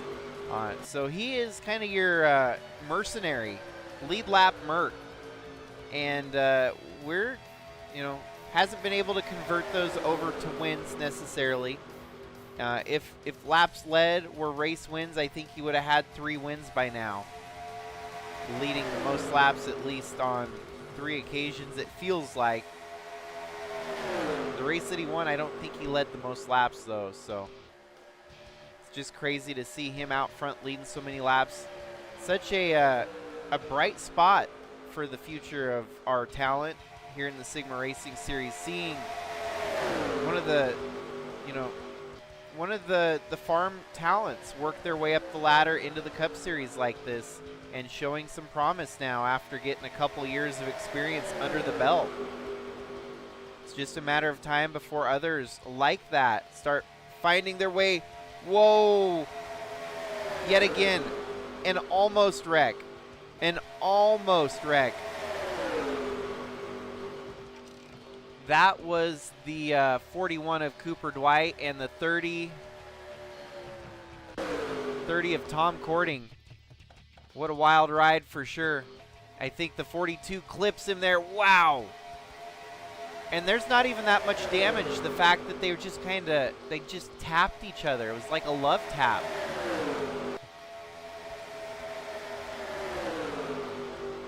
Expect the unexpected, folks. That's all I can say about tonight. It's been unexpected. It's been wild. It's been crazy.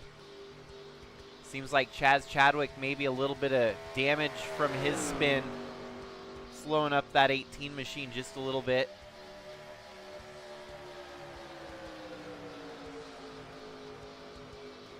Alex Crowther up to second.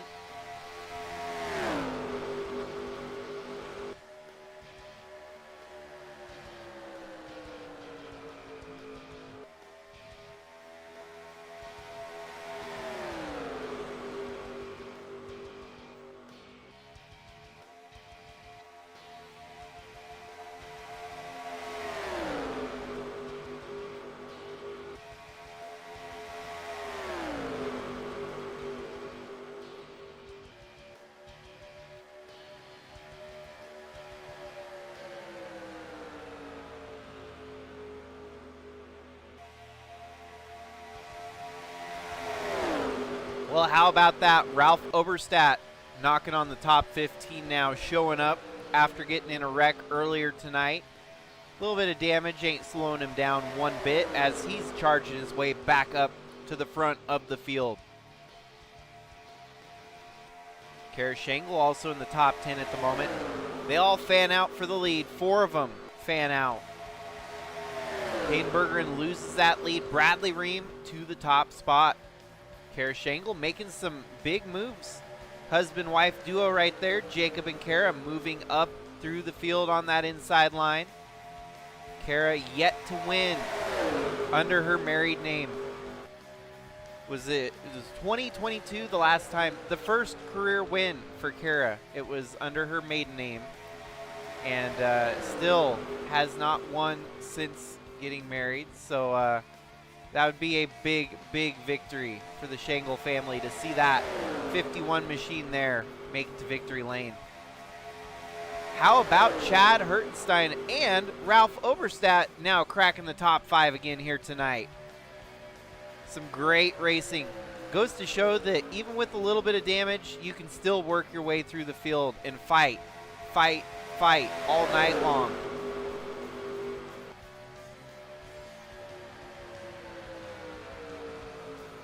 Jimmy Logano, Bradley Ream duking it out for the lead there. The problem is there's still so many laps left to go. You're really not setting yourself up for the win yet. 90 laps left to go. It's great, you know, to be up here and be in a position. We still have to execute and pull it off here tonight.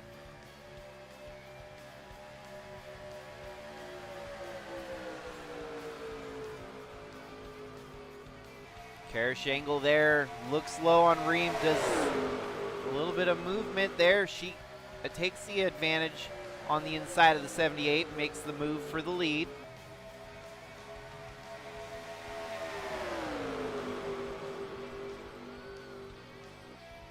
And at the moment, she has 0 laps led until now. She's going to get credited with a lap led here tonight.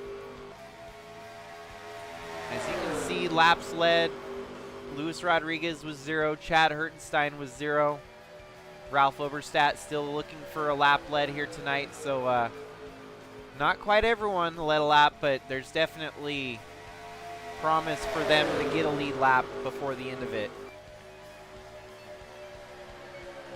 And the fact that many of those that I listed with 0 laps led, they've been up front for most of the night too. So doesn't matter leading lap 112.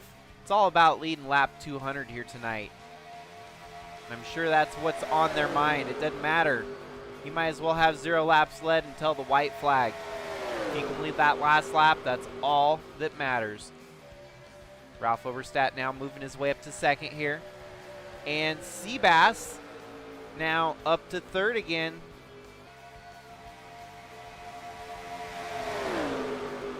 Seb has been on a roll here. That 54 is looking stout. Laying it down here at the 8 bowl. Ralph Oberstadt might have a good run here on the front stretch. He's got Jimmy Logano in his sights. Goes low on the 28. Jimmy Logano leads that lap, but Ralph Oberstadt looking to take the top spot away. Seb in second, and then Luis Rodriguez in third.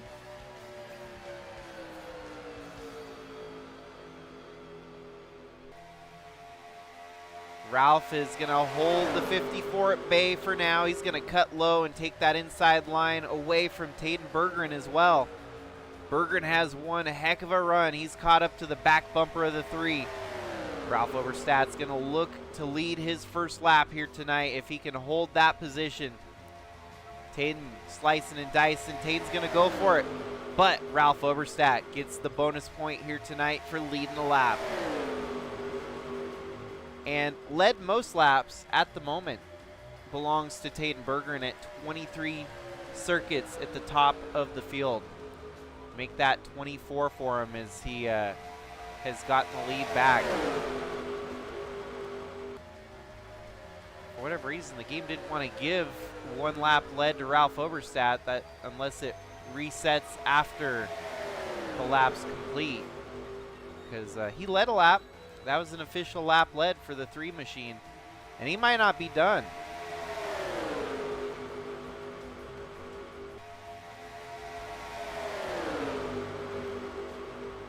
Watching this like a hawk because it's weird that it says 0 laps led for Ralph Oberstadt. Wouldn't be the first time there's something wonky with NR2003. Still thinks that he is at the lead on lap 114. Still says 0 laps led for Ralph. That's a travesty.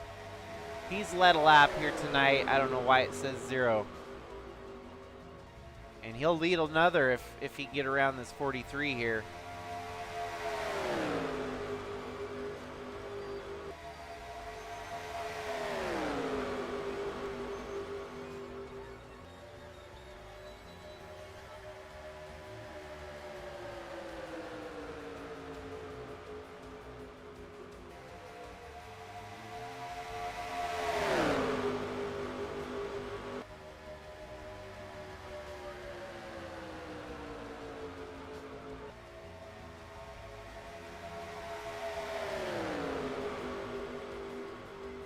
Yeah, NR 2003 is kind of playing the hate game right now, not giving you that lap lead.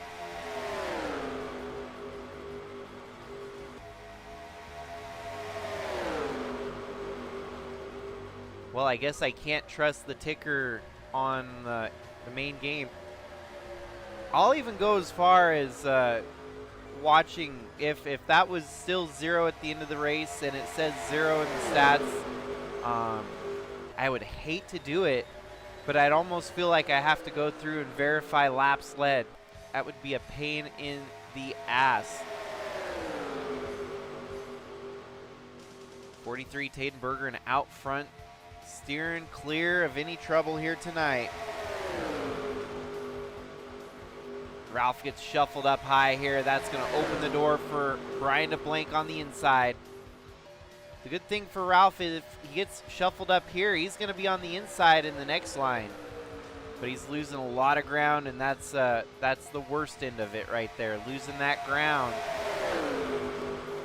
takes you away from the lead as far back as you fall.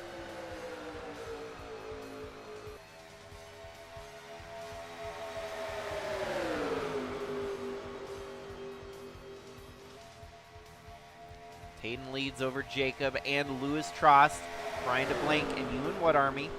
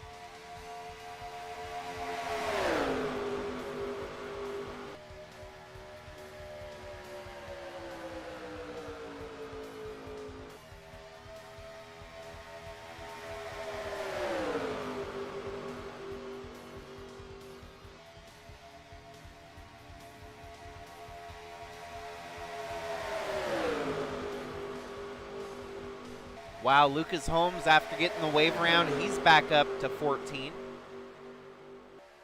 At the moment, Chad Hertenstein up to second. Says that Chad has led 0 laps here tonight, so I press B to doubt that. I don't know if I can trust the ticker right now.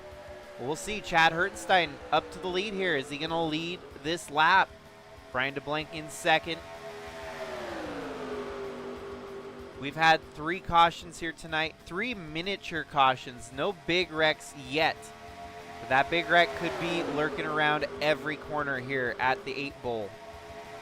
Chad Hertenstein leads the lap. And the game is sluggish to try and refresh here. There we go. It shows Chad Hertenstein with 1 lap led now. Still shows Ralph Oberstadt was 0. That's not right. Not right at all. We saw him lead a lap. They must have a senile old man in the score booth trying to keep tally with chalk and a whiteboard, blackboard or something. Chalk, good old-fashioned old-school chalk, something like that.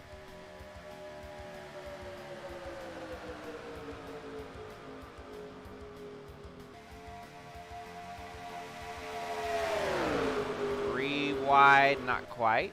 DeBlanc looking to lead his first lap here tonight.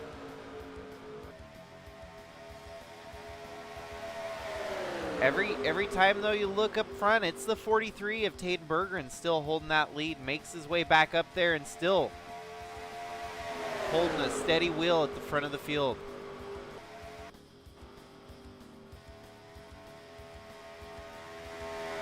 Man, tough break for Monty and Chaz Chadwick, both off the pace right now. Chaz at risk of going a lap down here tonight. 76 laps to go.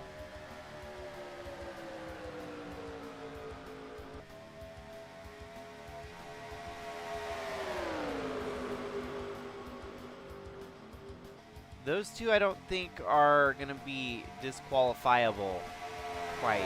It's just hard to throw the DQ for drivers that have had the speed here tonight. Even Monty Shangle was with that lead group on the last restart before this one, so.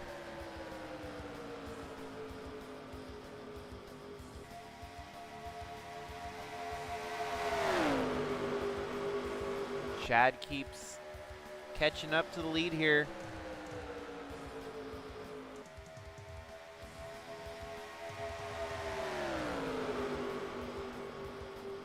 Last time they pitted was right at about halfway, so we'll be looking, we're a quarter through this run at least for the second half.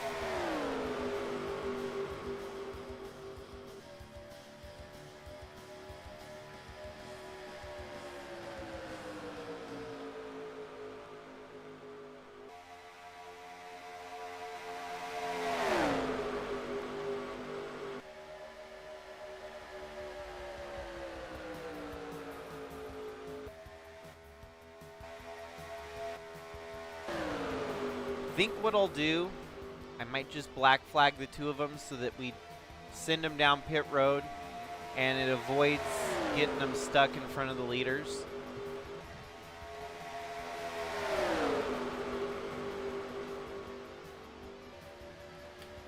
Watch this backfire on me and they come right back out in front of the leaders on their black flag pit stops. That would be my luck. It's not a disqualification, but rather a, we'll wait and we'll give them the wave around once they get a chance. They don't have the chance right now, unfortunately. They're about to go a lap down regardless, so save us the trouble of tearing up the whole half front of the field. Just to let them, they'll get the wave round. We'll give wave rounds like we always do here in Sigma. And they'll be back on the lead lap with the next caution, but they need a caution desperately. So Kara leads at the front now. She has currently led 2 laps. I guess now probably 3 laps at that point.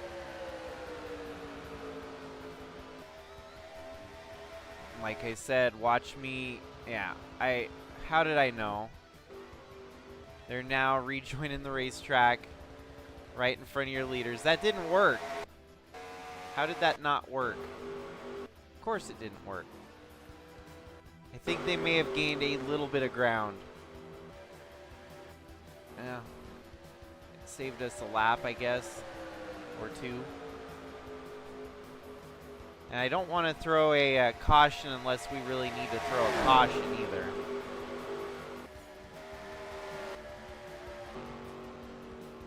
I think it moved them ahead just a little bit.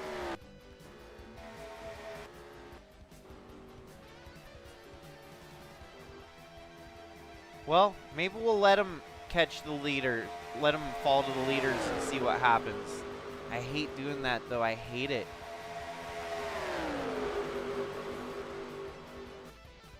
And I have a problem with just disqualifying straight up.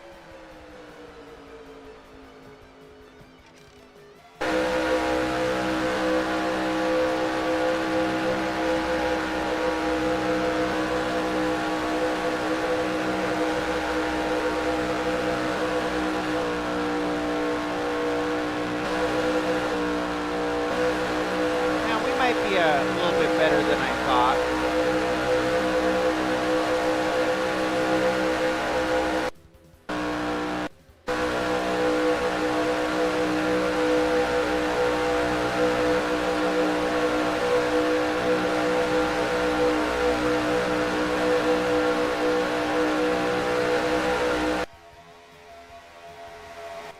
If it forced them that far ahead, then this one should put them like right behind them, I hope.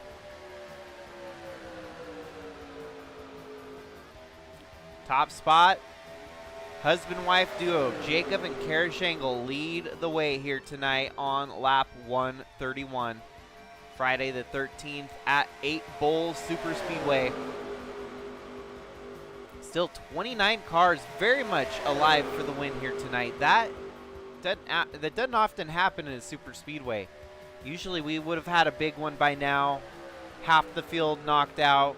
So the fact that we still have 29 cars left to fight for the win with 68 laps to go, that is top tier mint status.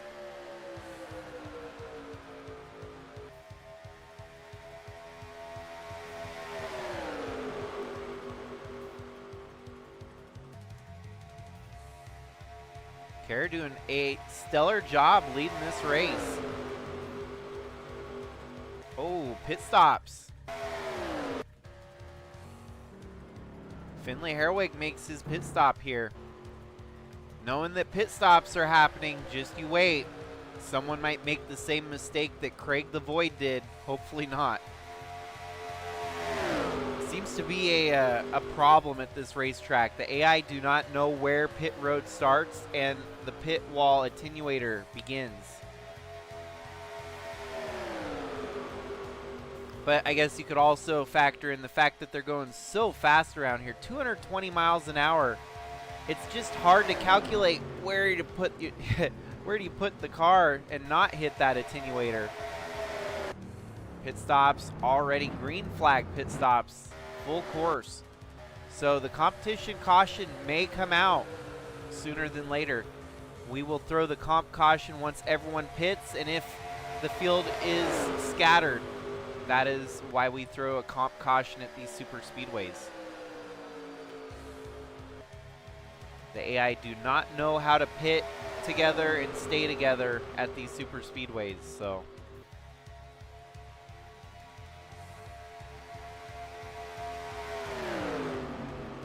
Bradley Ream stays out another lap. More takers down pit road. Some folks still staying out.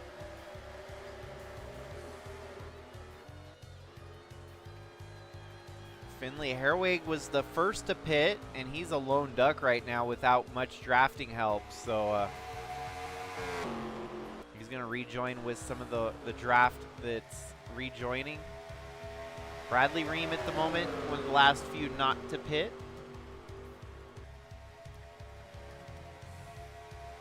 Kevin Xavier. Everyone cleared. I'm worried for that inside pit wall getting hit again, but luckily we had a clean slate of pit stops here. Green flag pit stops.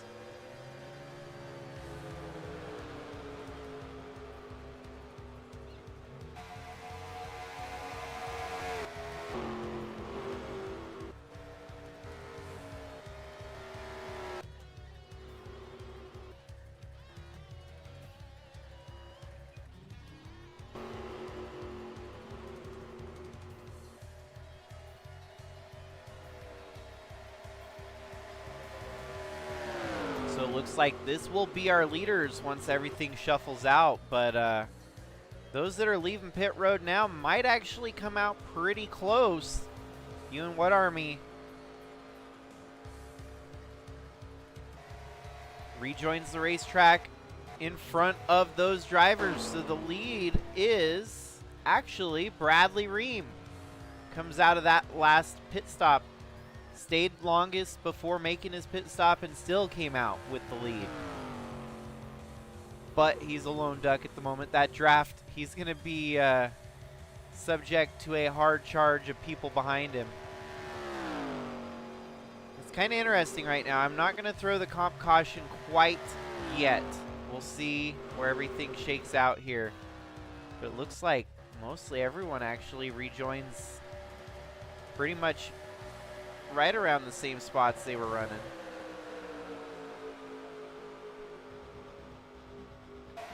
Yeah, it's pretty scattered though. That's the problem. So we will throw our comp caution next time by.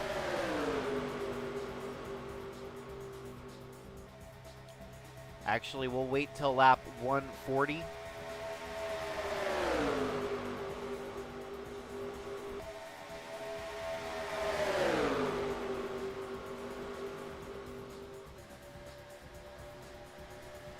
That way we're not turning this into a fuel mileage race here tonight. 4 wide in the middle.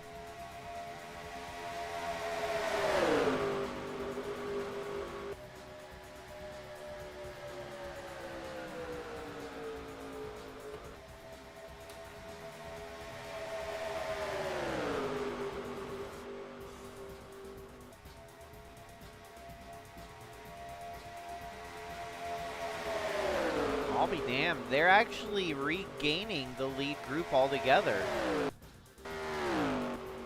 The only 2-3 off the lead draft, it looks like, are those 3, and then this group of 4. Yeah, we'll let them roll. We'll let them roll. Interestingly enough, I'm happy with the grouping on the field. We still have a pretty solid field here with the lead group. No comp caution. We'll call it off here. Calling off the comp caution just to let it roll. Let things run.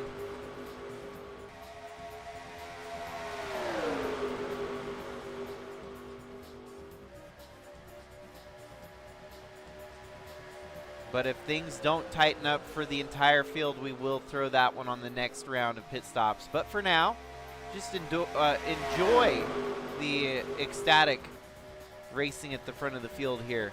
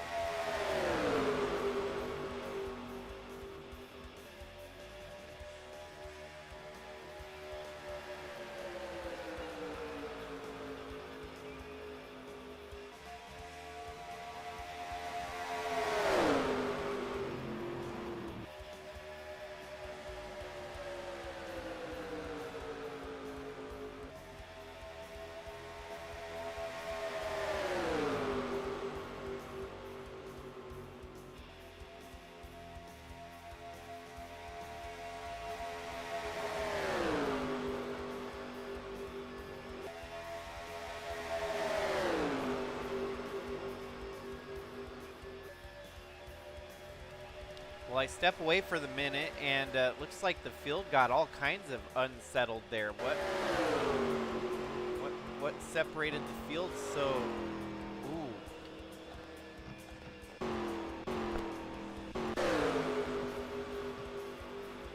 So we do have a wreck that happened at the lead group here. That's the 43 of Tatenbergen. Heartbreak again. Leads the most laps, led most laps. Oh, mechanical failure. He stalled it. Looks like a blown engine for the 43 of Tatenbergen. Full course caution. Tough break, man. What the heck? He pulls off as he should, but the 67 does not realize that he's pulling off the racetrack. Hard hit for the 67. Just another minor caution here. No big wrecks, no big damage, but a couple drivers slowing up. Just unfortunate circumstances striking someone else again here tonight.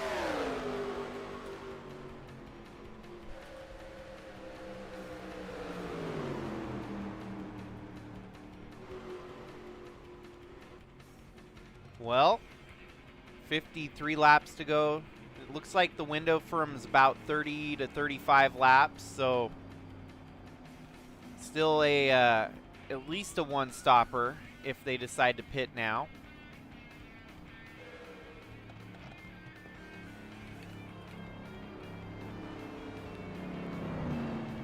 Clutch failure for Tatenbergen. Led all those laps tonight, and it was a mechanical in the form of a clutch. He ended up leading 32 laps here tonight. I'm not sure if there's anyone else that's really going to match that, but that it could be matched. We'll see. Ewan Wood Army could still lead a bunch of laps here. Fireball Robert, Tasha Wright, a couple drivers in the double digits that could come through and get up to 32. But it's hard to lead consecutive laps here.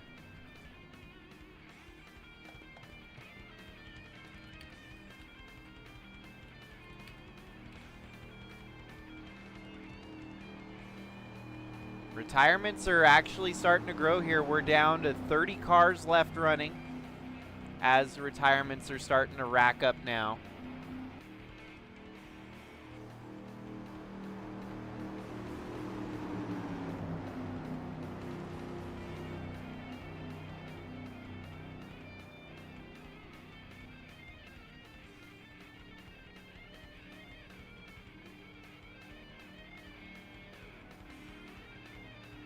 And with every restart here tonight, that just opens up the window, opens up Pandora's box for more unusual wrecks and circumstances that these drivers have to put themselves in.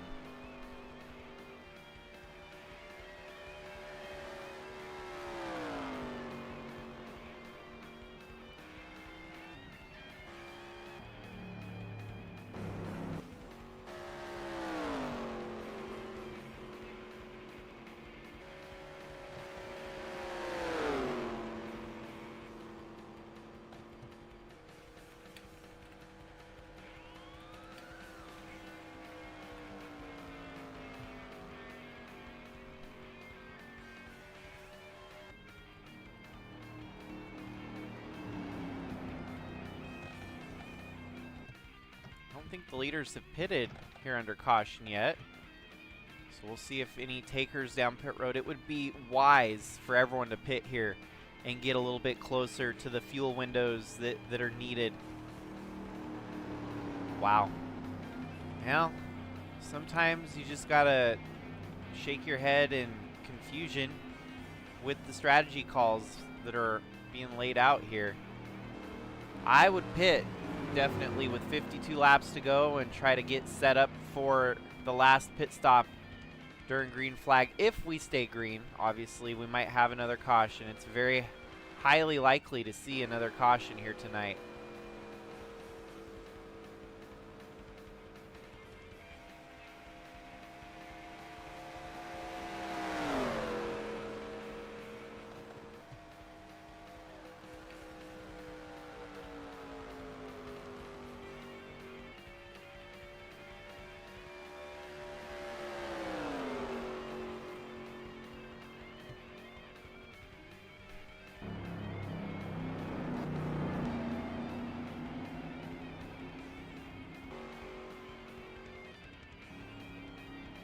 So it looks like You and What Army is going to set the restart here tonight on the return from our 4th caution. 4 cautions here at 8 Bowl Superspeedway.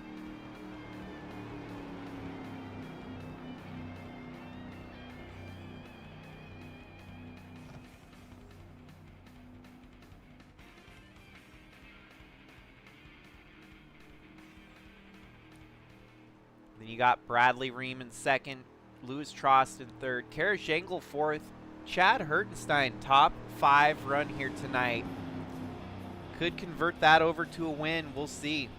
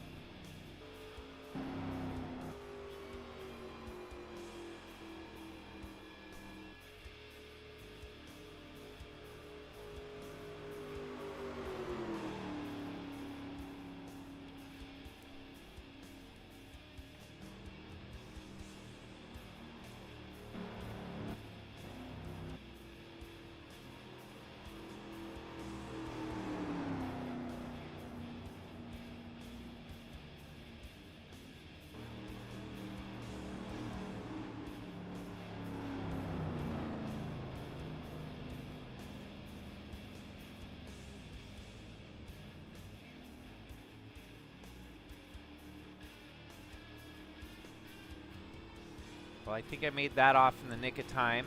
Getting the wave around for the 16. He had to ghost through the 18 of Chadwick there, but he's going to blow by, get his lap back. He's on the lead lap. He's going to have to come flying around the racetrack really quickly here. Pace laps are at 90 miles an hour. Might need a caution to get back into this, but we'll see. What Army is going to reset the field here tonight.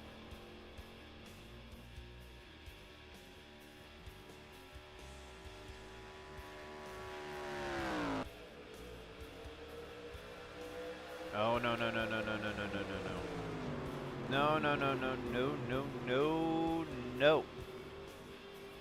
I wish I could just call off the restart. This happens once in a while, and it's very weird. I don't know why they're all passing the pace car. What the heck? Come on. Really?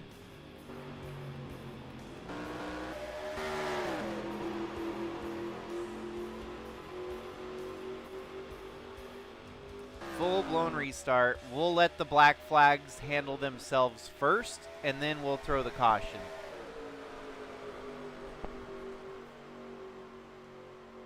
Only happens very rarely, and the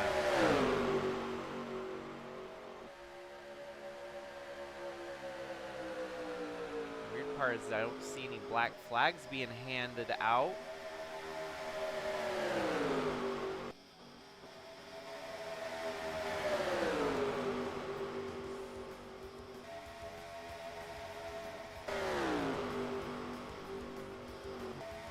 No black flags? How in the world do you do that and not? Yeah, there we go. Now it shows black flag from 1st to 14th. That entire inside line that cheated the restart. So here's what will happen. Since I want to make sure we do this right, We'll wait till they serve their black flag pit stop here.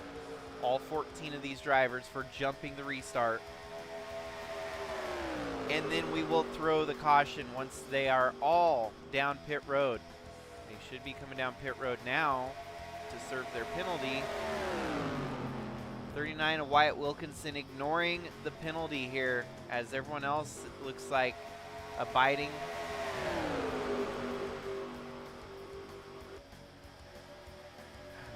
Man.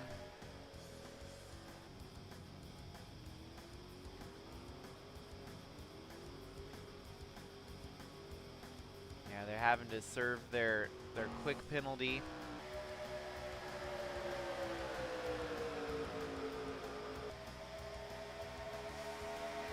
What a travesty.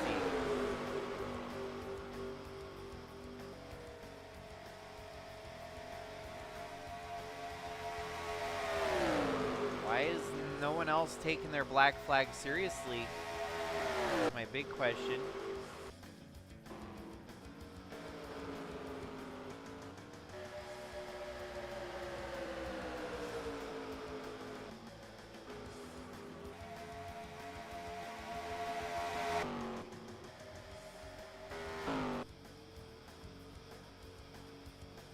Okay, 39 Wilkinson serving his penalty now.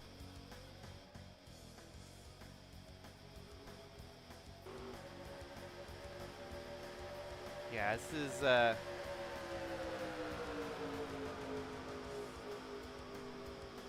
we will throw our caution. Yeah, so if you guys are following along, that inside line jump to the restart. Illegal start. I've been waiting for all the black flags to serve so we can hit the reset with another yellow flag here.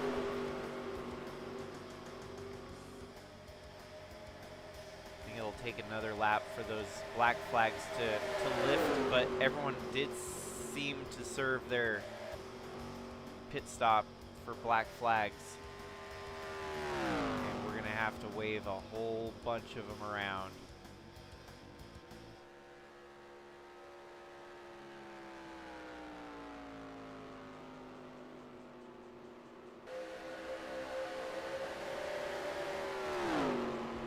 All of a sudden, Monty Shangle up to 16th in the number 16 machine.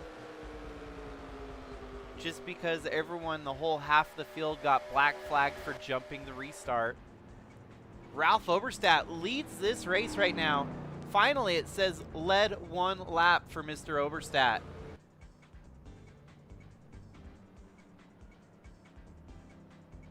Here's the tough part. 43 laps, this is not ideal. You need about 34 laps to go to make your last pit stop here tonight. So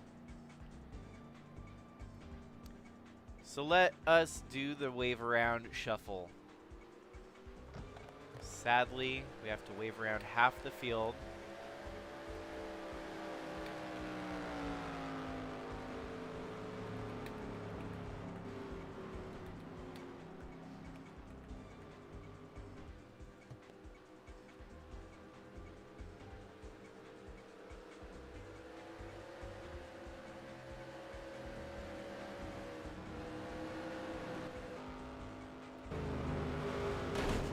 No, come on. Really? Are you kidding me? Ralph Oberstadt goes from leading this race to wrecking on the pit wall attenuator. What in the world?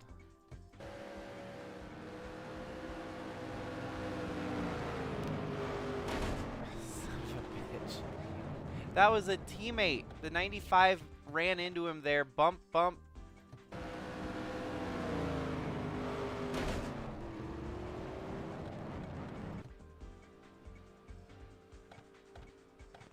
He's getting work done on the car like it's not toast. It's gotta be toast. It's smoking.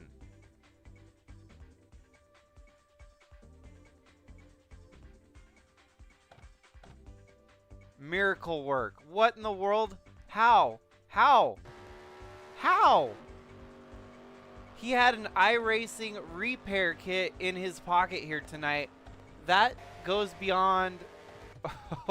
Oh, dude, what in the world is going on here? Why was it smoking so bad is my question. Did it take yeah, my brain hurts tonight too, folks. My brain hurts. So Ralph Oberstadt did not die when I thought he did there. He's going to return, I think, in the top 4.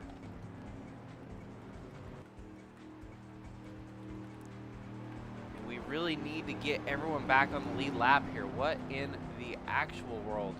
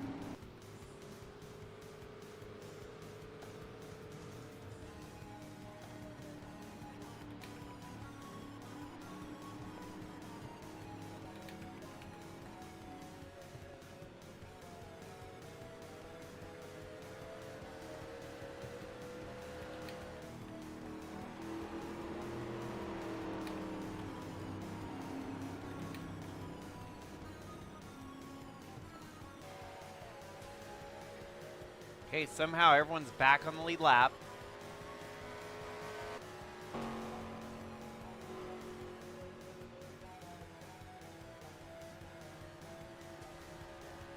Dude, that is like a quick repair in iRacing. I've never seen a car that's smoking and totally just demolished, and then all of a sudden they hit the quick repair and voila, that 3 is still alive here.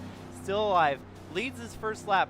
We thought that it was snatched away from him viciously there, but they were able to make repairs on pit road. This last 40 lap stint is going to be wild. I don't know who's going to have enough fuel to make it to the finish. We'll see. Bradley Ream retires. That leaves us with 29 cars left running here tonight.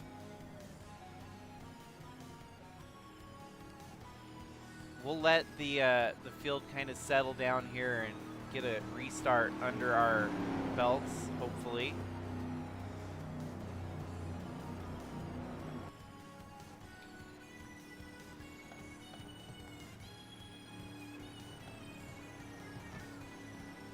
Ewan What Army yet again up front. Will reset the lead again here tonight. Luis Rodriguez in second. Chris Harvey third. Ralph Oberstadt fourth. Cooper Dwight, Chad Hertenstein, Lucas Holmes, Liz Shangle, Brandon Butler the second, Jimmy Logano, Kevin Xavier, Chaz Chadwick now back on the lead lap in the top 12, Alex Crowther, and Carson Bowers. Monty Shangle had gone 2 laps down here tonight and is back in the lead lap on 15th.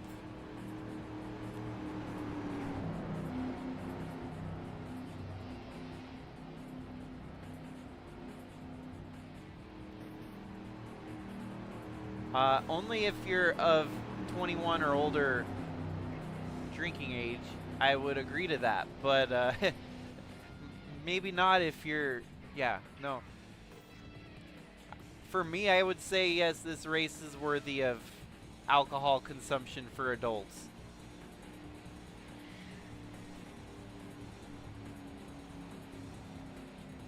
So, yeah, this race has got me going crazy as well. Friday the 13th never fails with Sigma Cup Racing.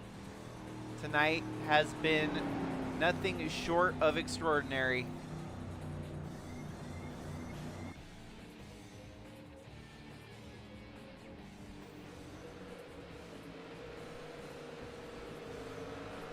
Here we go. It's going to be a clean restart. None of that crappy jump the start, restart.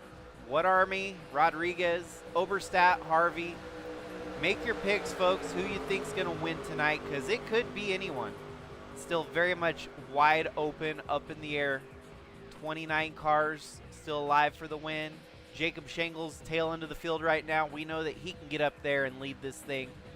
Pace car pulls off. We're set and ready to get going again.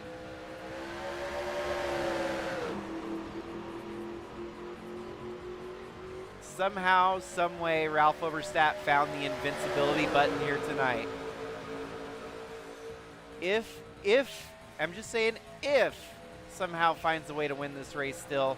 Burnouts for Biff I don't think are going to be enough to celebrate this win. So, car looks all right. He's making a kind of a bonehead move there, trying to go around the 55, but speed's there. Hasn't lost a touch of speed at all. Wow. Wild, wild night of racing, folks. I don't know how to top this. This has been extraordinary. Chad Hertenstein now on the inside, moving into second place. Ewan Wood Army loses that lead. Ralph Oberstadt kind of sitting in the catbird seat there. And how about Monty Shangle? Against all odds, has found himself on the lead lap in 15th. He found track position when he should have never found track position here tonight. After going 2 laps down, having some troubles, that 16 actually looks competitive. We got Chad Hertenstein looking to try and take the lead. Ralph and Ewan Wood Army working together here.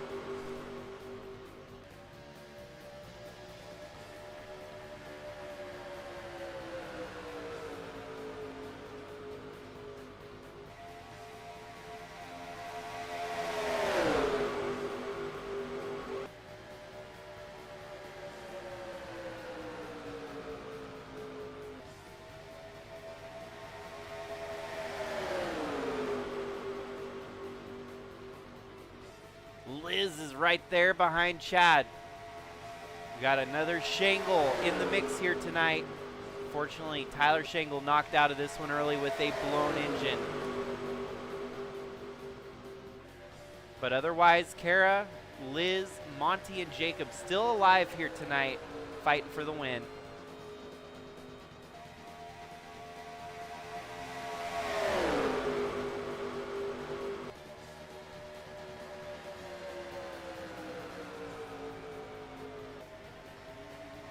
Chad Hertenstein leading with 35 laps to go.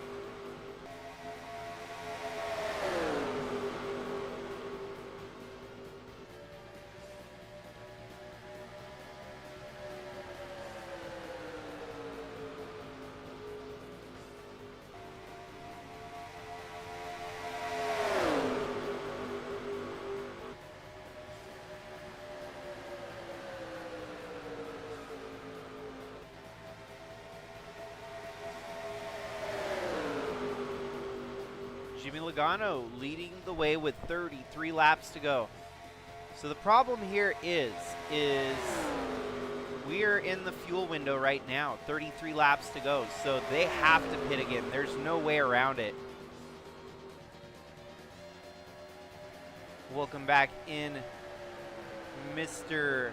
James. Yeah, no, you only missed a bad restart. We had to call off a restart. Everyone jumped the restart and kind of shake kind of a shakeup of the running order, but not a whole lot. Still 29 cars left running. It's been a weird race. It's been a wild race. It's been Friday the 13th racing in Sigma Cup. No way to explain it any different than that.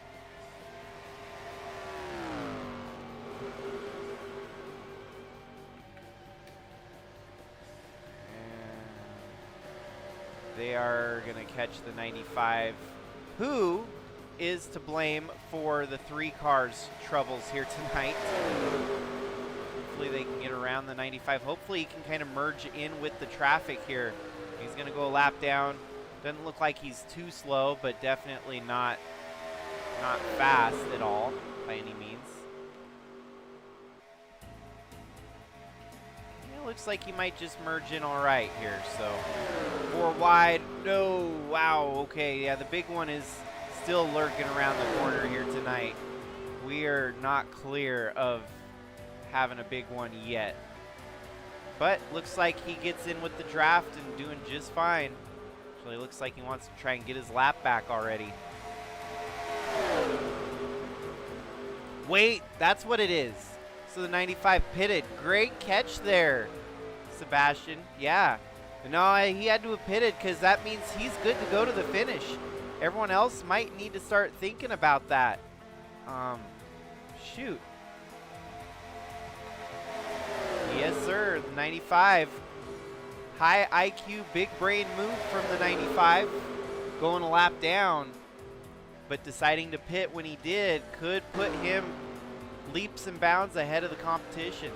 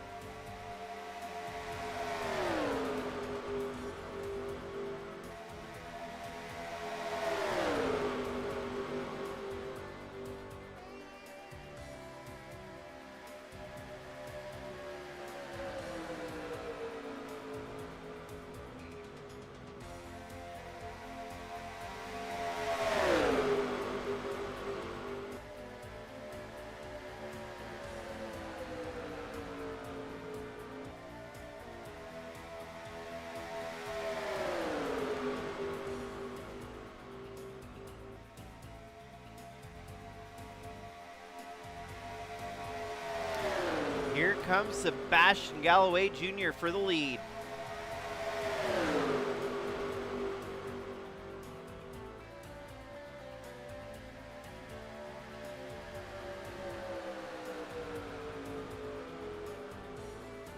Seb takes the lead away here for a moment.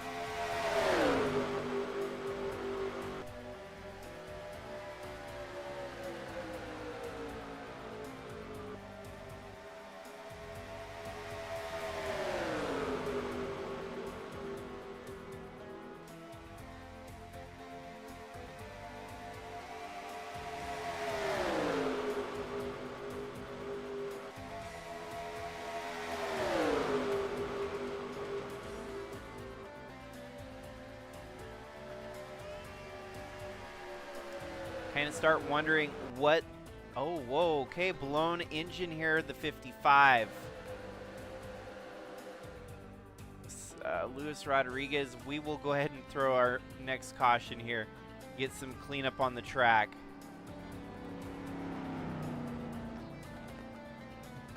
That puts us in the window. If everyone pits now, they will be golden. But that oil down on track, we'll have to definitely address that. We'll get one more restart here tonight at least. Tyler Aspinall, your leader, heading into the 6th caution of the night.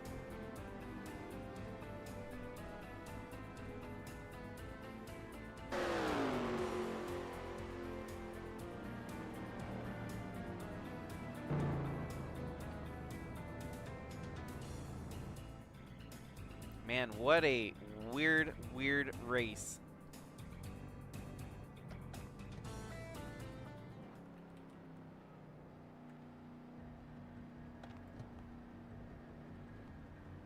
Finally, the pace car catches up with your leaders.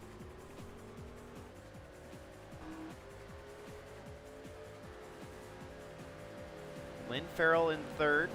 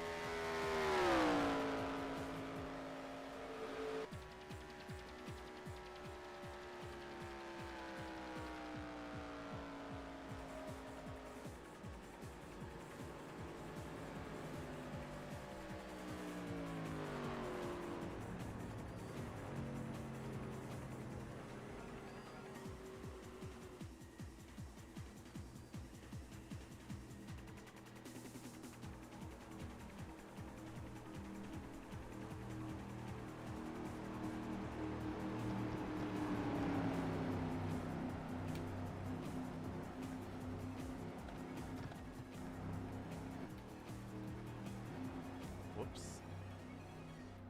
Too late. Dang it. That was my bad. Well, I got an idea.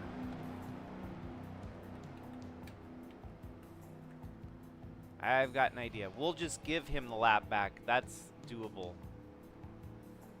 I don't know if that overrides his wave around, though. Into the longest line, wave around, whichever it decides to actually honor here. Looks like it's going to try to honor the wave around. I'm playing with fire here, folks. I'm pressing commands left and right. Yeah, it's going to work out just fine because I'll just give him his lap back here at the back.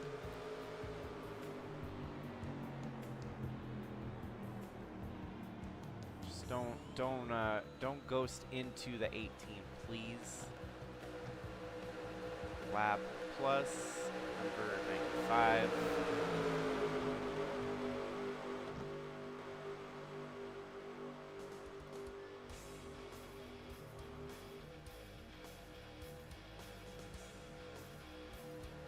Kevin Xavier leads them to the restart here. No. Okay, good. Oh, we're good. Just kind of a hip check on the 85 of Brian DeBlanc. There we go. Back on the lead lap. Easy peasy. Kevin Xavier, Carson Bowers, 1-2 right now.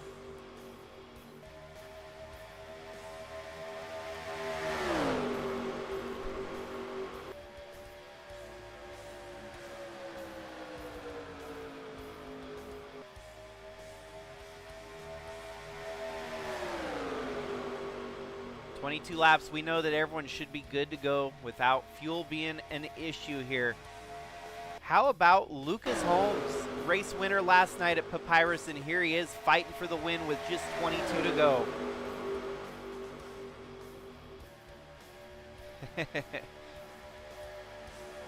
Lucas Holmes, man, maybe go 2 for 2. But here is Sebastian Galloway Jr. right there in second. Seb wants to go for the lead. going to have to fight for it, though.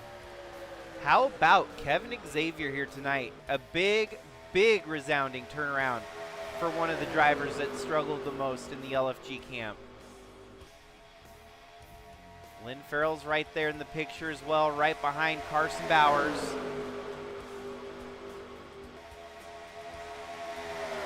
Ewan What Army, he could defend his win here from last year. He's in the top 5.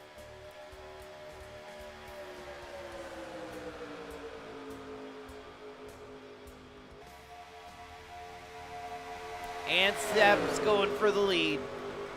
On the inside, low side of the 26, the 54 takes the top spot. Still a lot of racing left. 20 laps is a long time to maintain that lead. Lynn Farrell joining in on the inside as well, up to 3rd.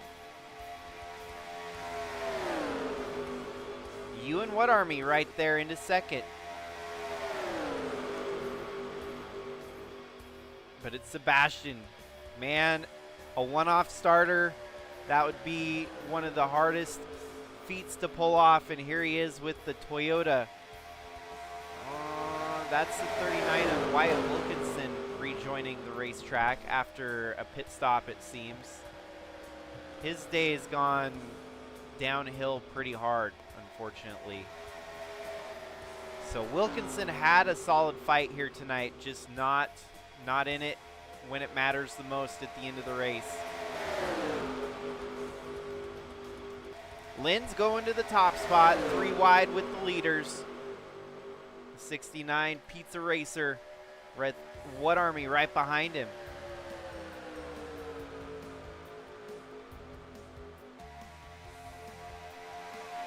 Carson Bowers sticks his nose down low there. That's going to help Lynn Farrell kind of slowly stretch that lead out a little bit more.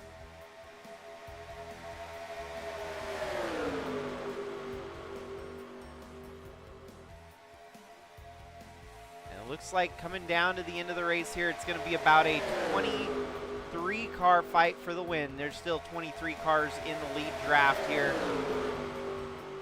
You're not really out until the last lap. Top 23 could still get this win.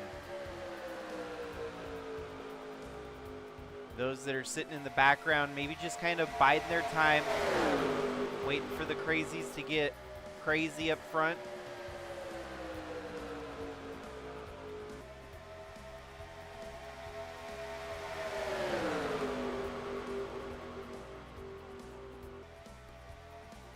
Lucas Holmes, man, what in the world has possessed him to run so strong lately?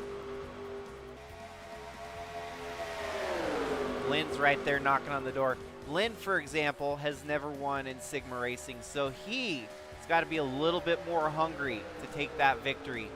Lucas Holmes just won last night, so he's kind of resting from his feast winning a race yesterday. There's some that it's feast or famine. There's some that are, it's just famine. They haven't seen victory ever. And so for Lynn Farrell, I think it's a little bit more personal that he wants to fight for this win here tonight. Jimmy Logano seeking that first ever Cup win as well. He gets to the lead here on the inside. But all these drivers kind of setting themselves up for the last move of the race, putting themselves right at the front of the field at a pivotal point in the race to get the win.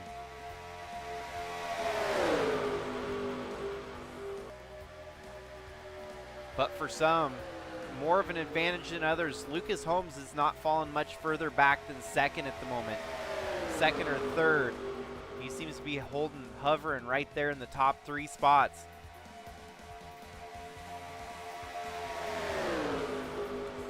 We saw Sebastian get up there and lead some laps, but now he's dropping backwards. Ewan What Army back up to 5th. Carson Bowers holding solidly in 4th there, number 12 machine. Tasha Wright's been kind of keeping, whoa, and they all fan out. Lynn Farrell makes it 4 wide for the lead. Carson Bowers down on the low side. 4 wide for the lead with 14 laps to go. 4 wide still for about 6th on back.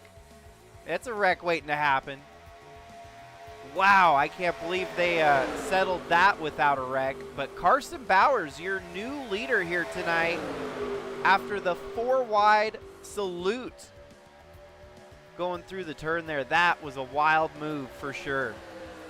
Risky as all hell. That could have went backwards real quickly. Now all of a sudden the 95 of James Fireball Robert moving back into the picture. He's been at the back half here. He was 24th at one point. Now he's up to 18th.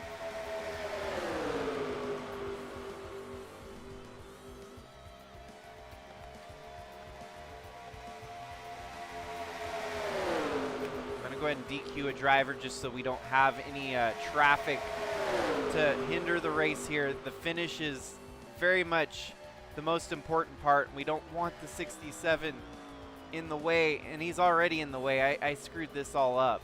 Dang it. I did the DQ, so he's going to cut across the racing surface right in front of the leaders. Damn it. No good deed goes unpunished in Sigma racing. Damn it. And he's going to cut now right down, and it's going to be right in front of your leaders here. He better not wreck half the field. Better not wreck half the field. Okay, we're lucky. Whoa. Oh, boy. So your leaders get off to an astounding lead because of the lap traffic there briefly. But at least he pulled off, so we can keep the race rolling without a wreck. I almost did not catch that in time. Tasha going to the lead. 3 wide for the lead. And the advantage, once you get out there that far, you're gonna get sucked back pretty hard. So Lynn is gonna have to recover, and start picking up the pieces. Still 10 laps to go. A lot of time to get back to the front. Sebastian back in the top 5.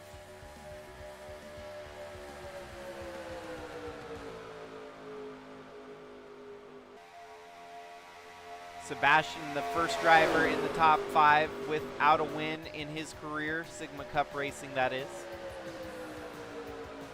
You got a couple there. You got the 28 of Jimmy Logano, the 69 of Lynn Farrell, the 42 of Brandon Butler, the second, and even the 68 of Finley Herwig, all seeking that first ever career Sigma Cup win.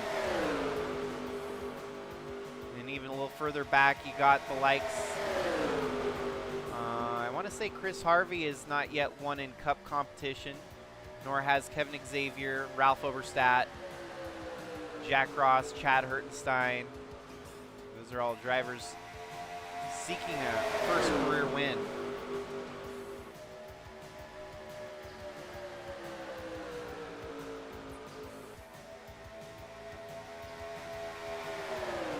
Somehow Tyler Aspinall to the top spot yet again here.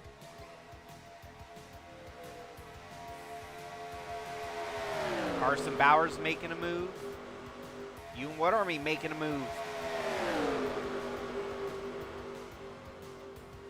Sebastian and Lynn making their way back up to the front. They're going to have the outside line on this next turn. The disadvantage.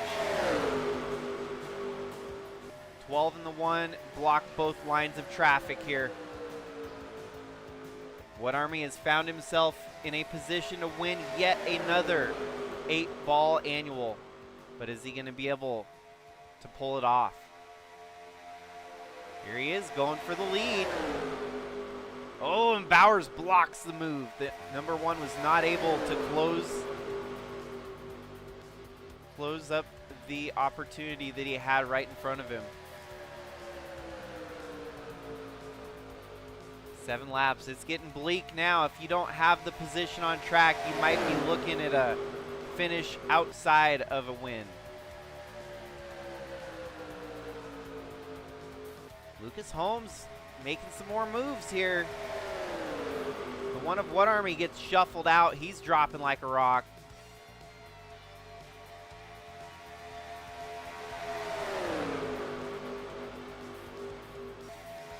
You got Genesis, you got Chevy, you got Honda, and you've got Cadillac.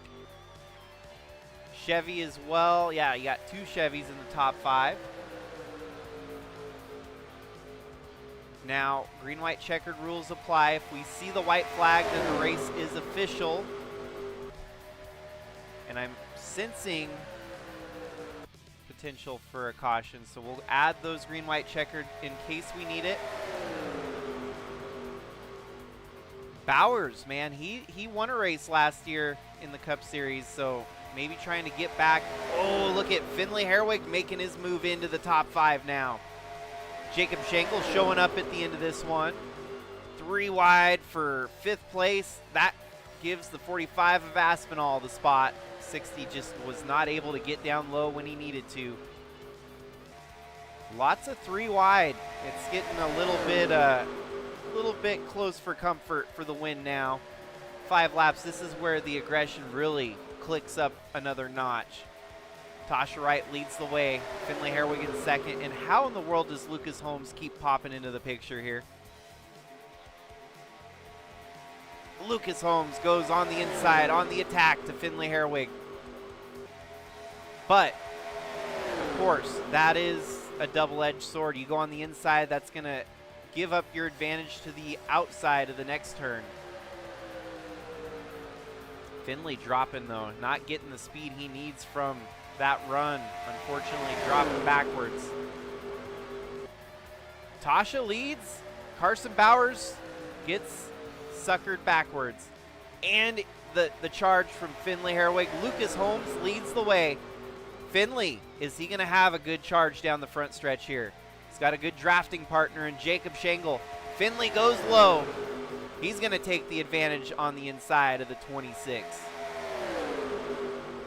Heck, now the 3 of Ralph Oberstadt showing up when it matters the most. Unfortunately, as soon as I say that, he's starting to drop pretty hard. That outside line is dangerous. Once you get out there, you're just along for the ride. 26, Lucas Holmes gives a bump to Finley. Finley with 3 laps to go leads the race, but is he going to be able to maintain it? I don't know. Not looking promising. You don't want to be leading with 2 laps to go. You want to be, oh, and they're wrecking in the background. That was the 85 of Brian DeBlanc. Forget about it. It's a caution. We get some Sigma overtime here tonight. Whoa, whoa, whoa, whoa. Nah, man, the 51 of Kara Shangle was in the wreck.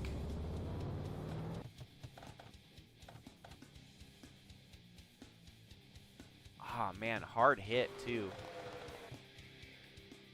Still no big ones here tonight. Oh, man. Brian DeBlanc with the bad luck bug yet again. Bad luck, Brian. Kara Shangle with a great run here tonight. Greatly dampered and possibly retired from the race. Man, that's just a brutal hit. Nasty hit.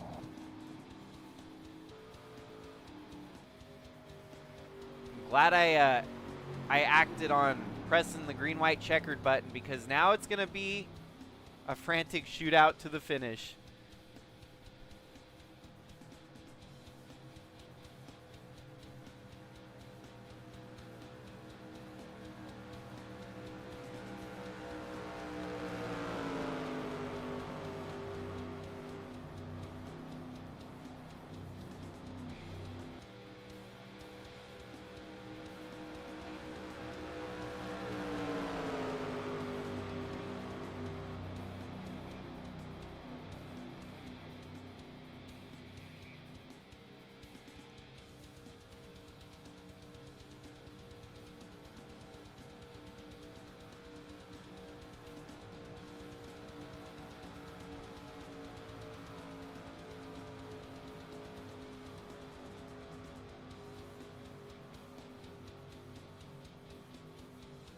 Sigma overtime. It's going to get good. It's going to get crazy. As if it hasn't already been crazy up to this point. I don't know. It's just going to get even more crazy.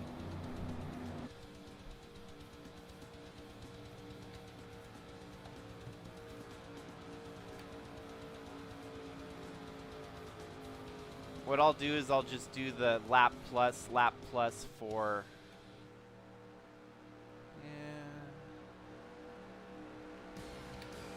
We'll do one wave around and then one lap back.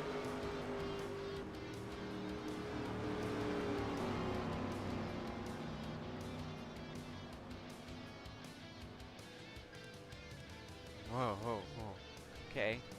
That was a little bit scary, but all's well that ends well. 7 cautions here tonight. We haven't seen this many cautions at an 8-bull race in a long time. Well, you've kind of made your bet at this point, and to be at the front of the field for this green-white checkers restart, as long as we don't have any more wrecks, we'll see if they can make it to the finish or if we have multiple attempts at a green-white checkered here tonight.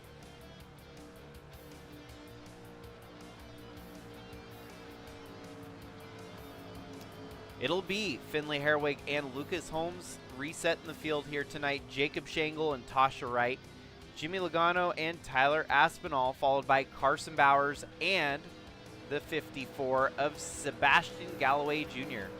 Ralph Oberstadt 9th, and then Chris Harvey 10th, Brandon Butler the 2nd, Lynn Farrell and Cooper Dwight, James Fireball Robert, Jack Ross, Tom Cording, Chad Hertenstein, Ewan Woodarmy, Trevor Walker, Kevin Xavier, Liz Shangle, Brian DeBlank still soldiering along even with the damage, Monty Shangle, Chaz Chadwick, and Lewis Trost, with Wyatt Wilkinson, your last car on the track here tonight. Yeah, I'm not going to do the wave around again because that makes me a little bit weary. So what we'll do is lap plus number 39 once the green flag drops.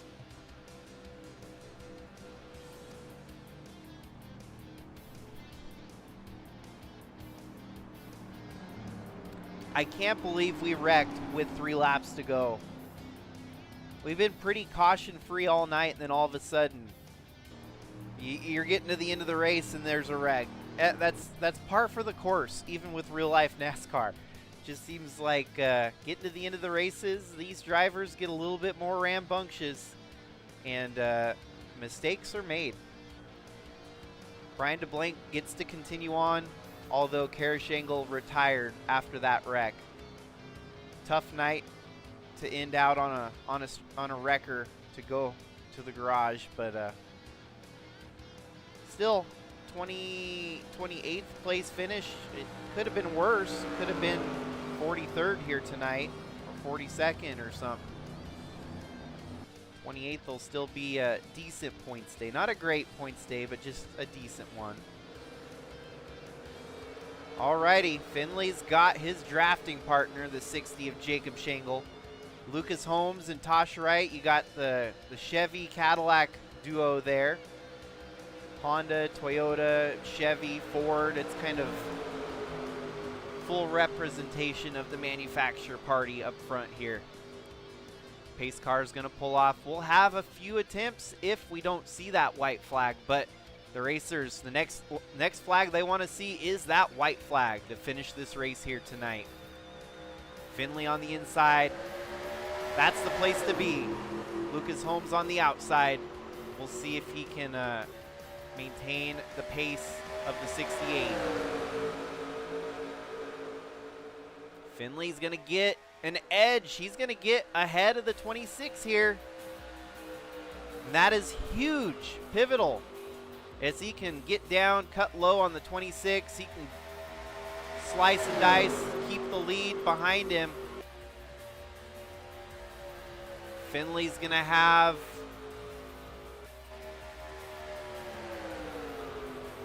the advantage here, as long as they don't wreck.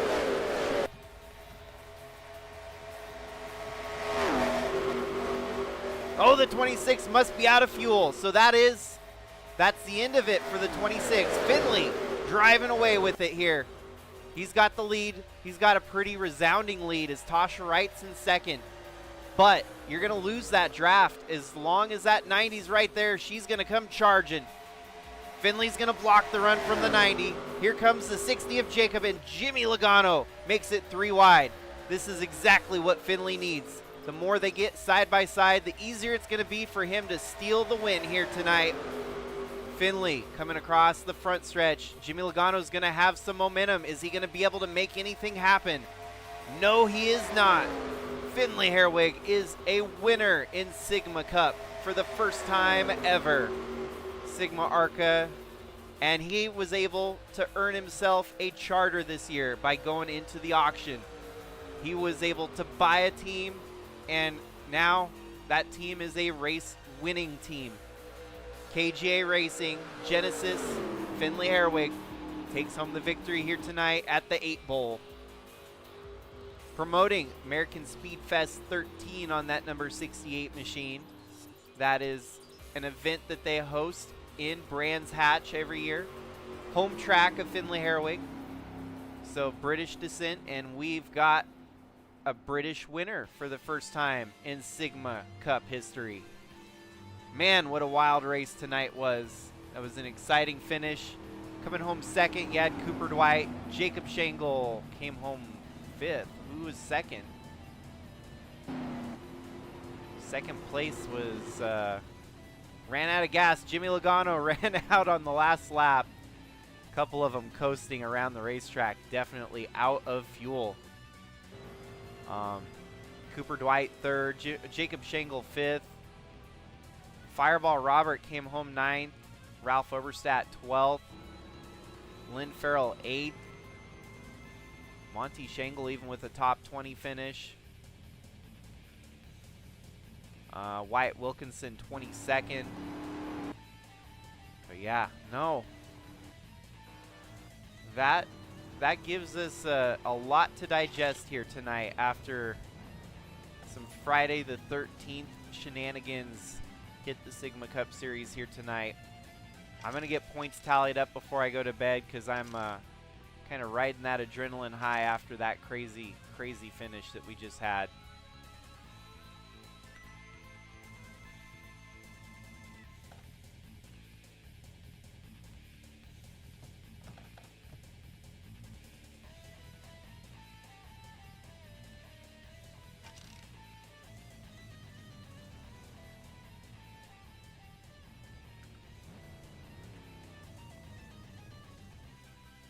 So overtime, we went 204 laps the distance here tonight. 1 overtime segment. We didn't have to go more than once.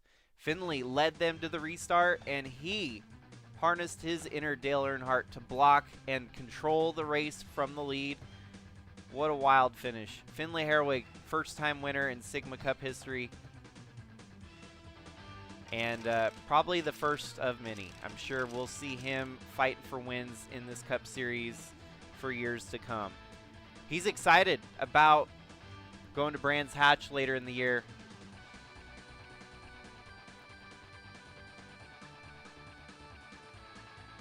And we'll see if he can. Now he's got his race win. He won before even making it home to his home racetrack in Britain. So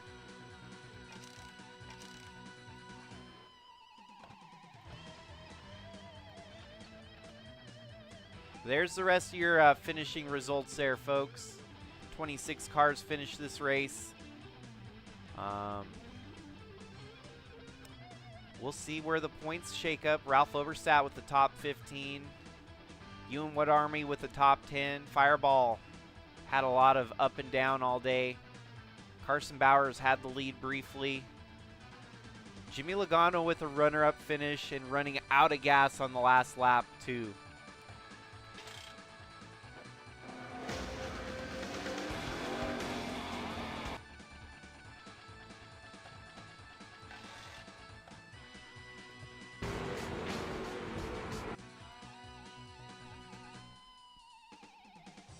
Well, folks, that is a wrap here tonight. I know it was a long one, about 2.5, 3 hours distance of the broadcast, so a little bit longer because the game crashed the first time and we lost all data, but we reset and it got through it. So congratulations once again to the 68 of Finley Herwig I'm going to go kind of incognito tonight on the server because I don't know if I want to spoil it for Finley. I think it'd be best for him to maybe check out the video tomorrow after what I left it off at. So those of you that are on the server, I'm sure you'll probably spoil it for him, but I'll try my best to wait to make the announcement to tomorrow. So, but otherwise, thanks for tuning in. It's always appreciated. I enjoy having a following of people enjoying the racing that we put down here, and yeah, no, it's been a good start to this season. I'm excited for the rest of it.